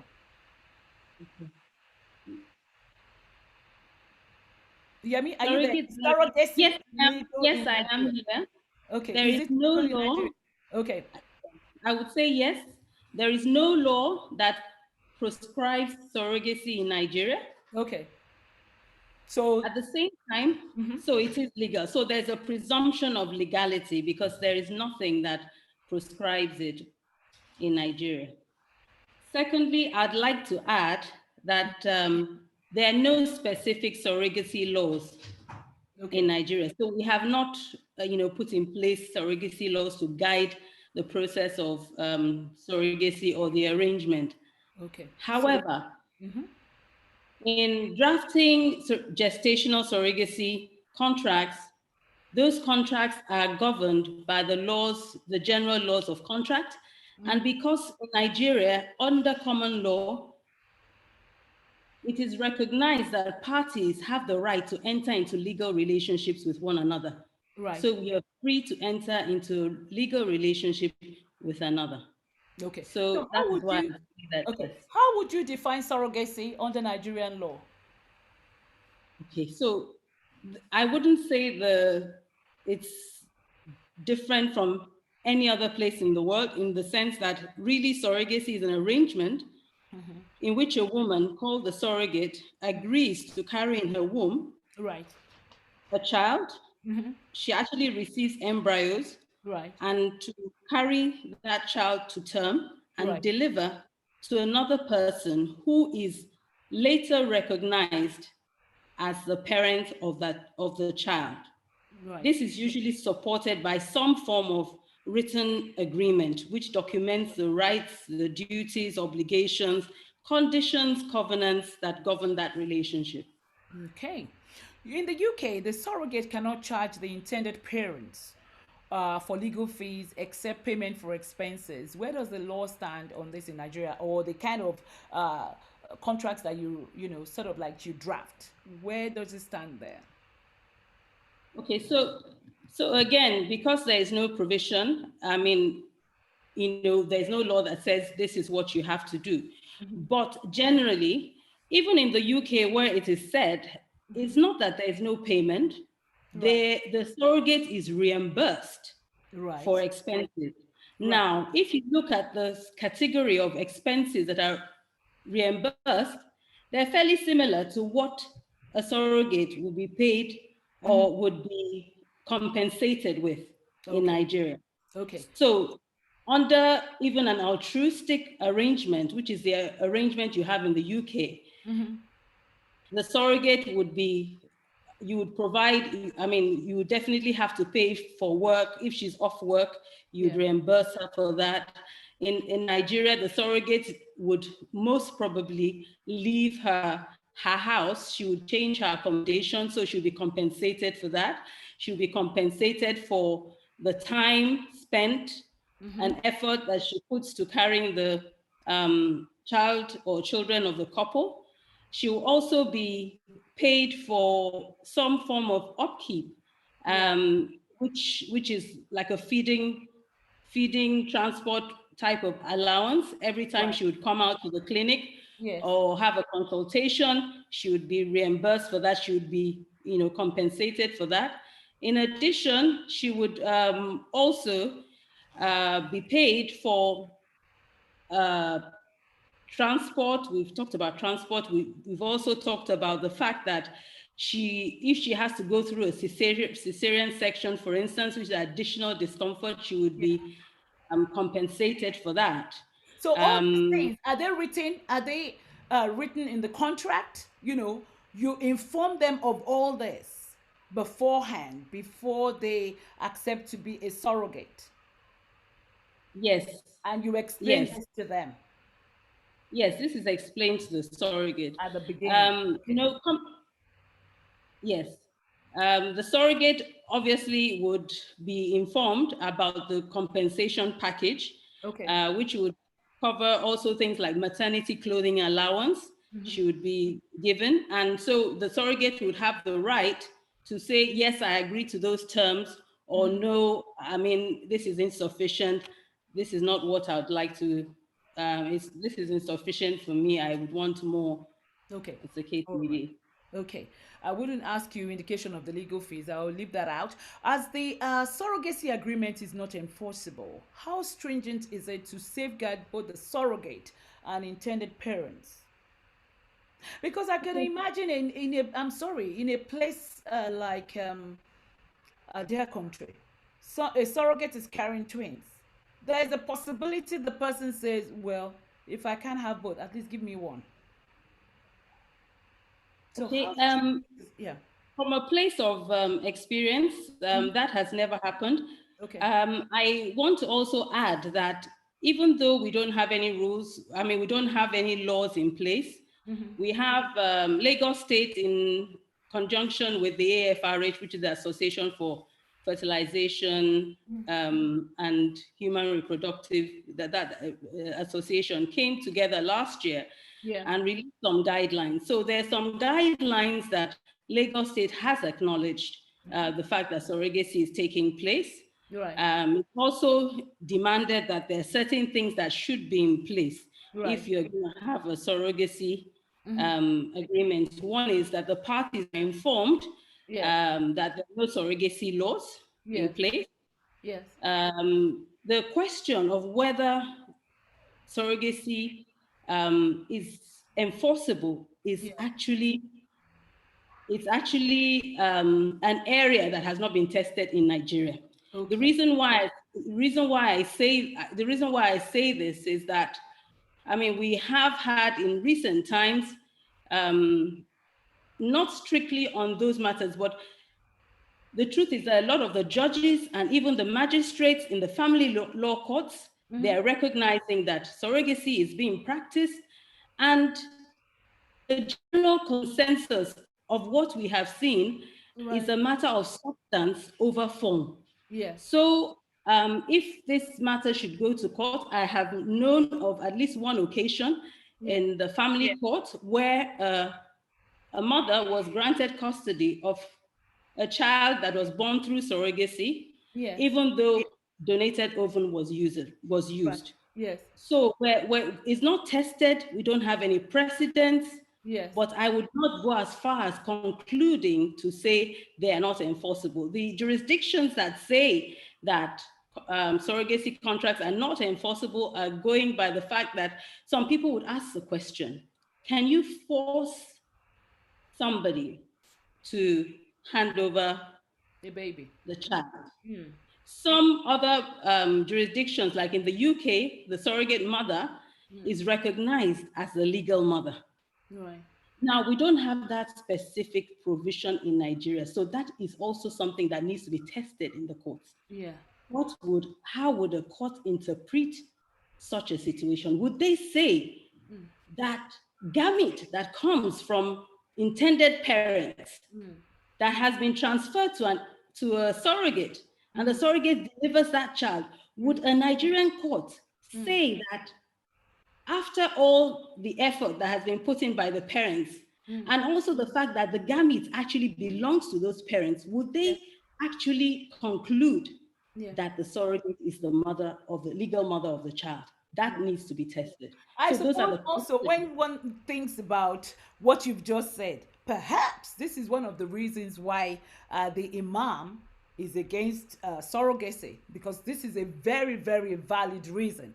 Because if some people will quake in their boots that, oh my goodness, what's going on here? So I suppose this also includes counseling, the importance of counseling, and the importance of also knowing the psychological well-being of the individuals that will be involved. You don't want somebody who will come in and then start getting emotional.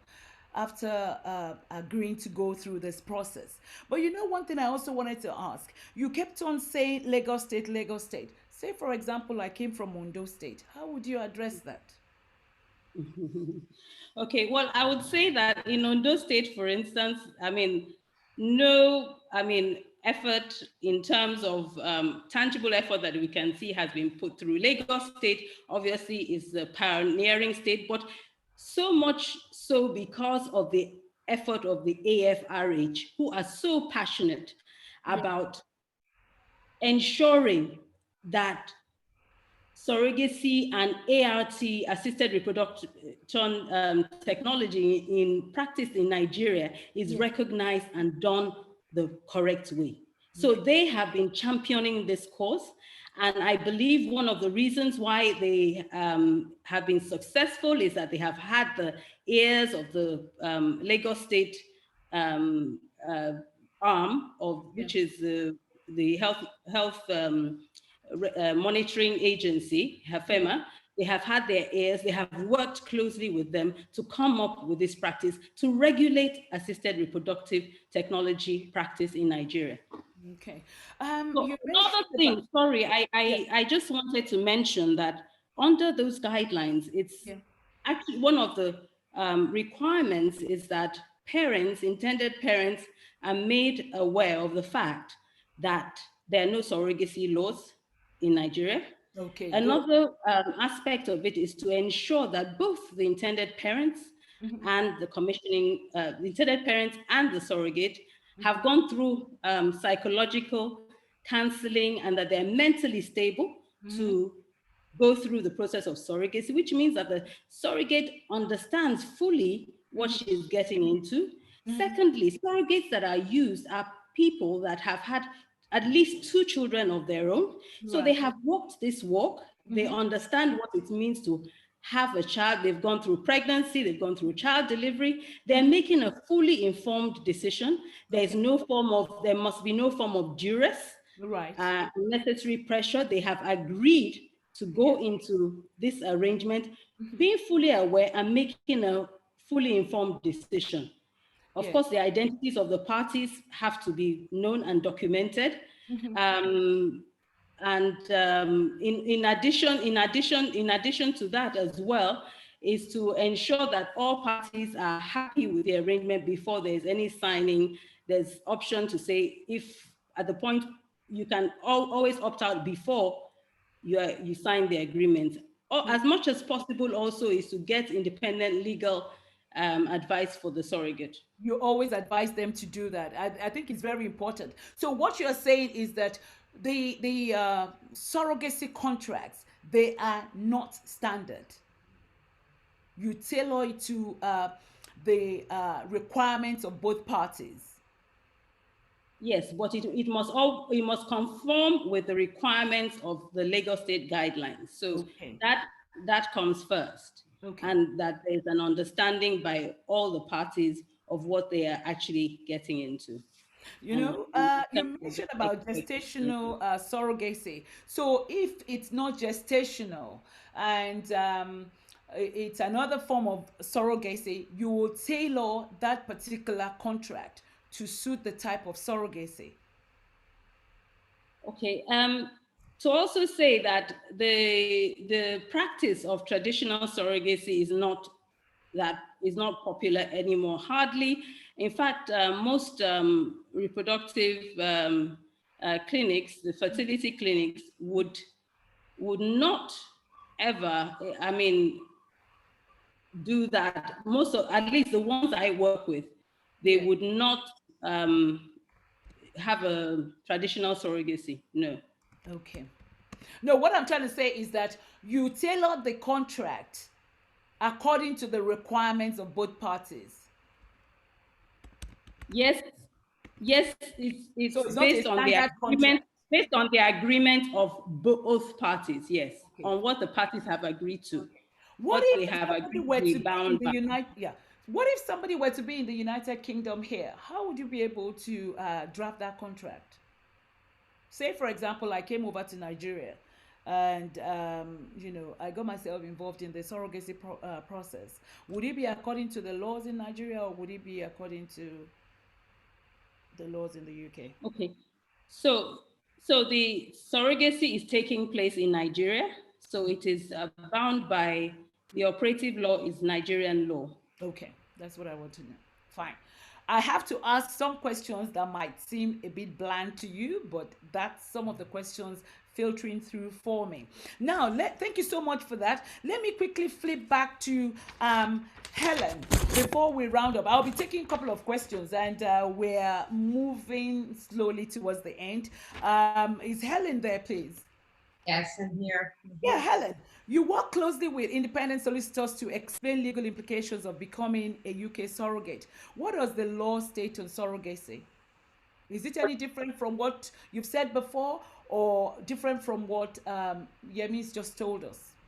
Yeah, the laws here in the UK are obviously quite different to Nigeria, and the frustrating bit globally anyway is that there is no harmonization amongst laws. So, you know, in answer to or to sort of the next step in terms of your question that you raised, if there was somebody who came from the UK and found a surrogate in Nigeria, they would obviously have to comply with the Nigerian rules, but the issue would also be about how they would bring the baby back into the UK. Yes. Because in the UK, regardless of what the state of play in Nigeria is, the UK laws would look to the surrogate to be the legal parent. And so somebody would have to meet the criteria for a court application here in the UK that's called a parental order.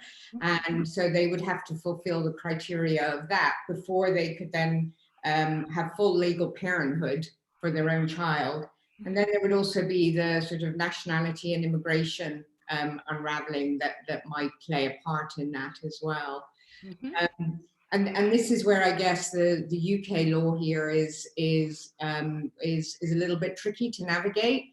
So there is a lot of acceptability around surrogacy, but when these rules came into play, the grounding, if you like, of the legal system was to what was called, you know, allow surrogacies to wither and die on the vine. So there wasn't a lot of structure and support within the legal framework. So people who find a surrogate here in the UK, in order to extinguish the surrogate's legal responsibility, go through this court application. And that happens post-birth. So you've got this period of time, you know, maybe 6 to 9 months post-birth, and the baby is being looked after and cared for by the commissioning couple. But legal responsibility still lies with the surrogate, and if she's married, her spouse. So there's this added sort of vulnerability and pressure that everyone has, and the thought that potentially somebody would have to go to court, and what would happen if they don't get the parental order, if they don't meet the criteria. But the reality is that you know, that here is a baby that's in the world, has come into the world. Parents and the surrogate have got together collaboratively to do this.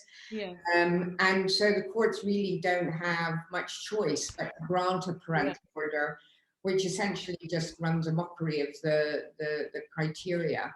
Okay.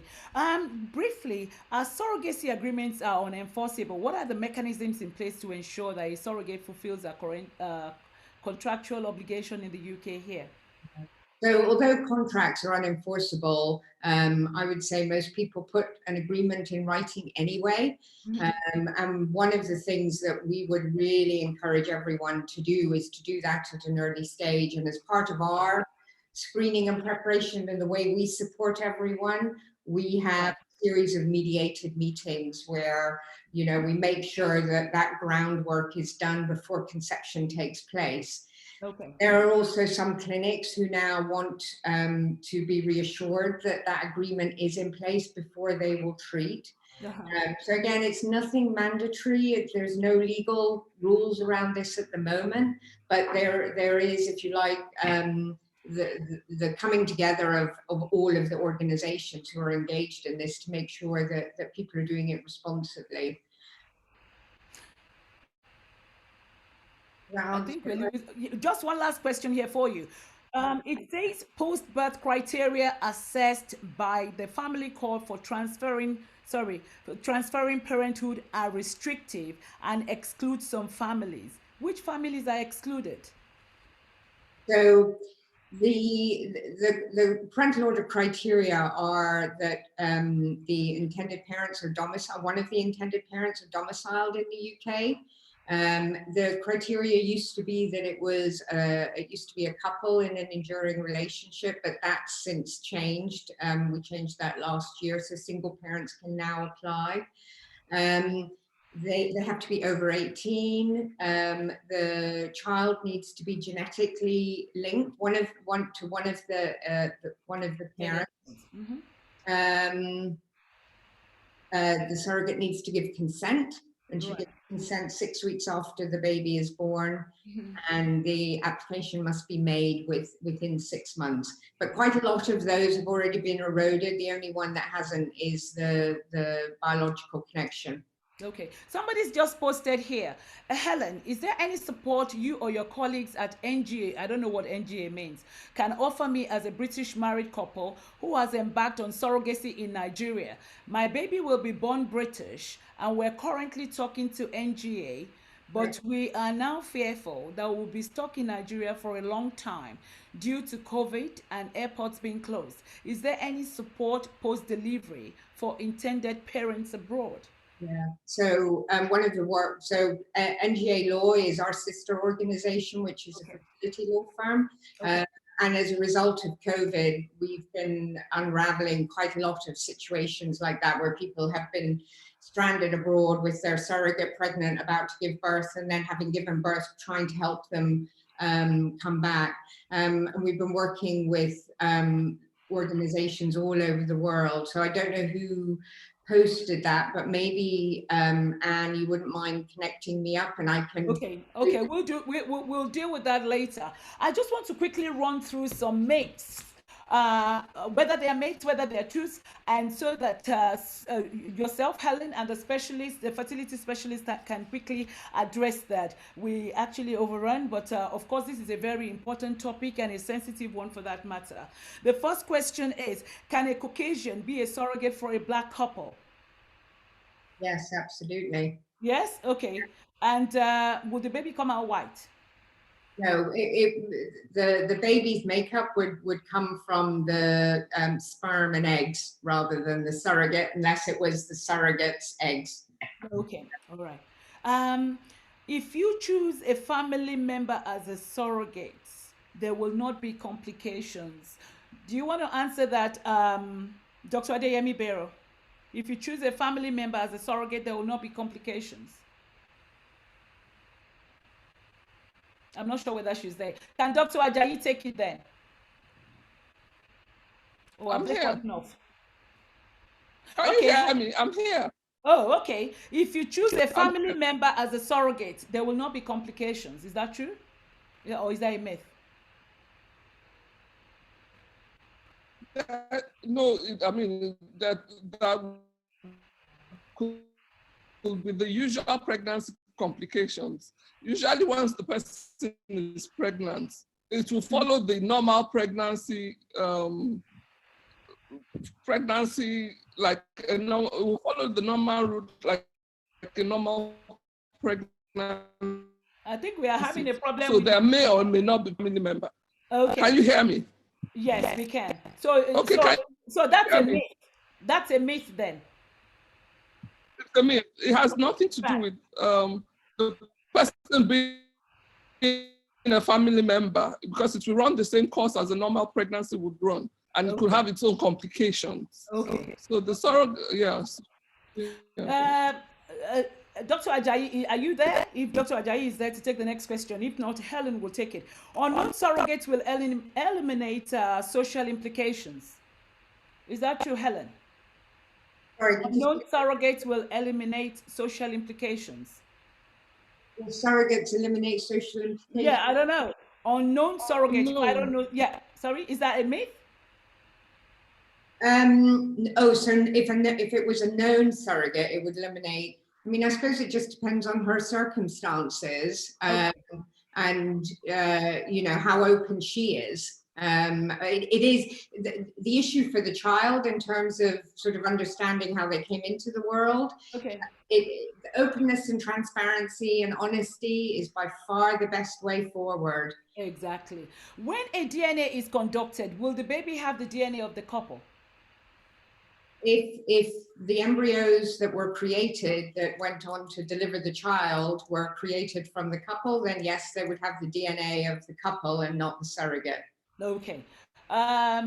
Dr. Adeyemi Bero, you have to be a couple in order to be considered for surrogacy. I guess in Nigeria it's slightly different, but in the UK here, it could be anyone. Is that right, Helen? Sorry, say again? You have to be a couple in order to be considered for surrogacy. No, that's not true. You can be a single person here in the UK. Okay. Baby will always have the genes or DNA of the surrogate because of the placenta. Is that true? Don't forget the placenta actually ties the baby to the surrogate. A lot of people are concerned about that.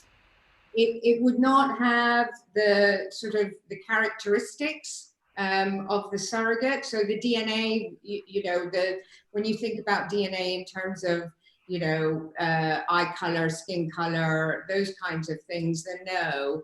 And there's a bit of debate around at what point does the DNA, you know, pass through the placenta and what does that actually look like? And that's a whole new sort of realm of research that's being looked into, but there's nothing demonstrative. Okay. Dr. Adeyemi Bero, what's your take on that with regards to the placenta? Well, it's always been thought that it would only be the DNA from the egg and the sperms. However, that like Helen said, there are new findings that have shown that there's a little bit of the DNA from the surrogate that might be found in the baby. Okay. I think for how long, I don't know if it's permanent. Did you hear me? Your screen seems to be freezing. I think Dr. Ajayi has come back. Let him take it then. Dr. Ajayi, we were talking about the placenta here. There is a connection, obviously, between the baby and the surrogate. Would that not have some sort of element of DNA of the surrogate? Well, not to my knowledge. The DNA comes from the egg and the sperm. Yeah, there's been some RNA, not DNA. What does RNA stand for? Okay, now DNA is double strands, RNA is single strand. Okay. So, yeah, but the DNA comes from the egg and the sperm. Right. So the surrogate has nothing to contribute to the DNA for now. Yeah, that's the knowledge now. Okay. Somebody also, let me just take one more question before we want to take a final thought here and wrap it up. The other question is, if the surrogate is the legal parent in the UK, does the surrogate parent sign adoption papers giving the baby to the owners of the what does this mean? Gametes? I don't know what that means. Yeah. You understand that, Helen? Yeah, I do. So that is where you know, the intended parents or commissioning couple or a single person would then go through the court application. So it's not an adoption. The baby, the baby at the end of that parental order process will get a new birth certificate with the intended parents on the birth certificate. So the first birth certificate will have the surrogate on it, and then the intended parents will go through the legal process, and they're granted this parental order. So it's not an adoption, and they will then get a new birth certificate. Okay, thank you so much. Any final thoughts, Helen, regarding surrogacy? Just one line, because we've spent so much time, but I'm sure somebody somewhere is gaining information about this, and of course they'll be able to make an informed decision as to whether or not to go for surrogacy. So any final thought?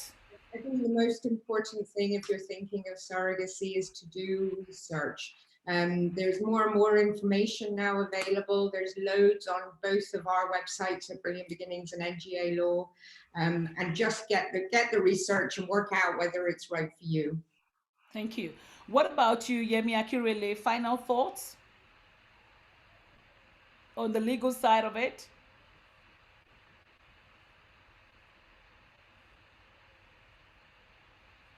Can you unmute yourself, Yemi Akirele? I would say it's an option that's available. So far,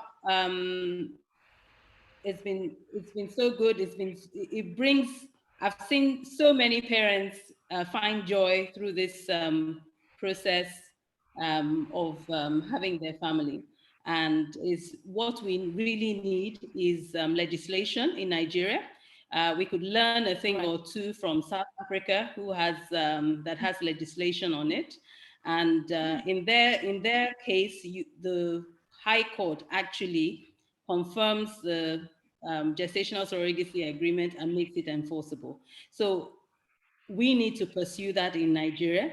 We need to bring clarity, definition, so that parties would be a lot safer, going through this route.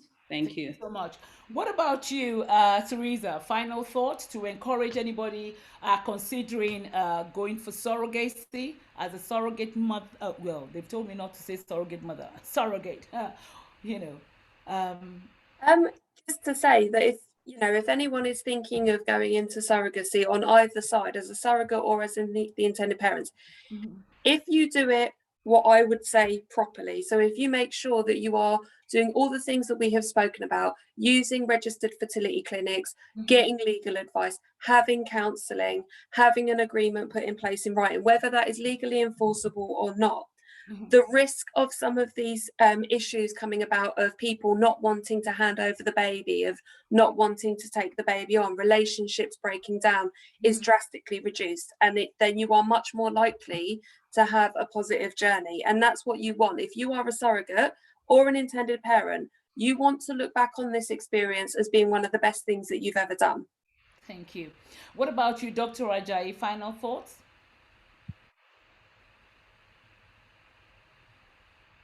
Yes, surrogacy is a very good alternative or an option for people who need it.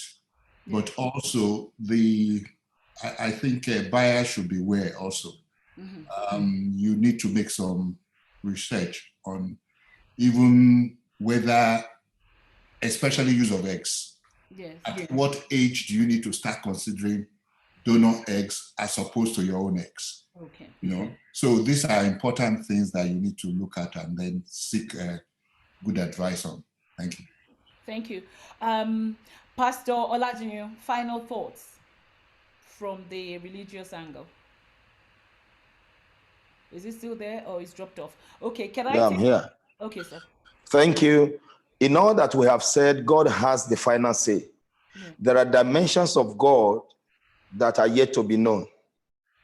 The choice is yours. Do as you are convinced by the Holy Spirit. Personally, I support surrogacy, and God is going to comfort those trusting God for the fruit of the womb in Jesus' name. God bless you. Amen. What about Alaji Alabi? Are you there? Final thoughts? Yeah, I'm here. Thank you so much. First and foremost, I appreciate being here today, and I most equally appreciate your own effort as well. You've done wonderfully well. Surrogacy is an option. Yes. For Muslims, there are other options there as well. Whoever actually chooses the way of surrogacy, I wish the person well. And I equally speak for those who are praying for the spirit of the womb, that may God Almighty after their prayers as soon as possible. Thank you so much for this program today. Thank you so much for the inspiring words, the inspiring final thoughts. If the intended parent is there, I'd like to hear something from you as well. If you're still on with us, is the person still there, the intended parent? Yes, I am. Yes, I'm here. Okay. Final thought? Yes. Surrogacy is actually a choice. And in this modern time of ours, it's time for us to stop judging ourselves negatively. It's a choice, and I'm still into it. If I have the funds and the support, I'll surely go into it soonest. Thank you so much. Thank you for your frankness. Thank you for sharing your journey with us. And we hope that there will be good news very soon for you to share with us on this platform again. So I'd like to thank all my guests. Before we go, there is a poll coming up. It's just about 4 questions. This is for feedback for subsequent programs that we'll have. So we'll really appreciate if you just take the time to just answer the poll. Is, just a tick. And to be quite honest with you, your responses are not known to anyone, including myself. It's all anonymous. So I'd like to thank everybody for joining us today. I'd like to thank my panelists, Dr. Abayomi Ajayi, Dr. Adeyemi Bero, Oyeyemi Akirele, Pastor Wale Oladiyu, Imam, and that's Alaji Kwasim Alabi. I'd like to thank Teresa Hoots for sharing her journey, fantastic journey, very inspiring. I'd like to thank you, Helen Person, for coming on board, and of course, my intended parent. One of these days, I'm sure I'm going to know who you are in person. So I'd like to thank the participants. Without you, there will be no renewing the African mindset. Thank you all. But please, before you go, make sure that you answer the questions. Here comes the poll.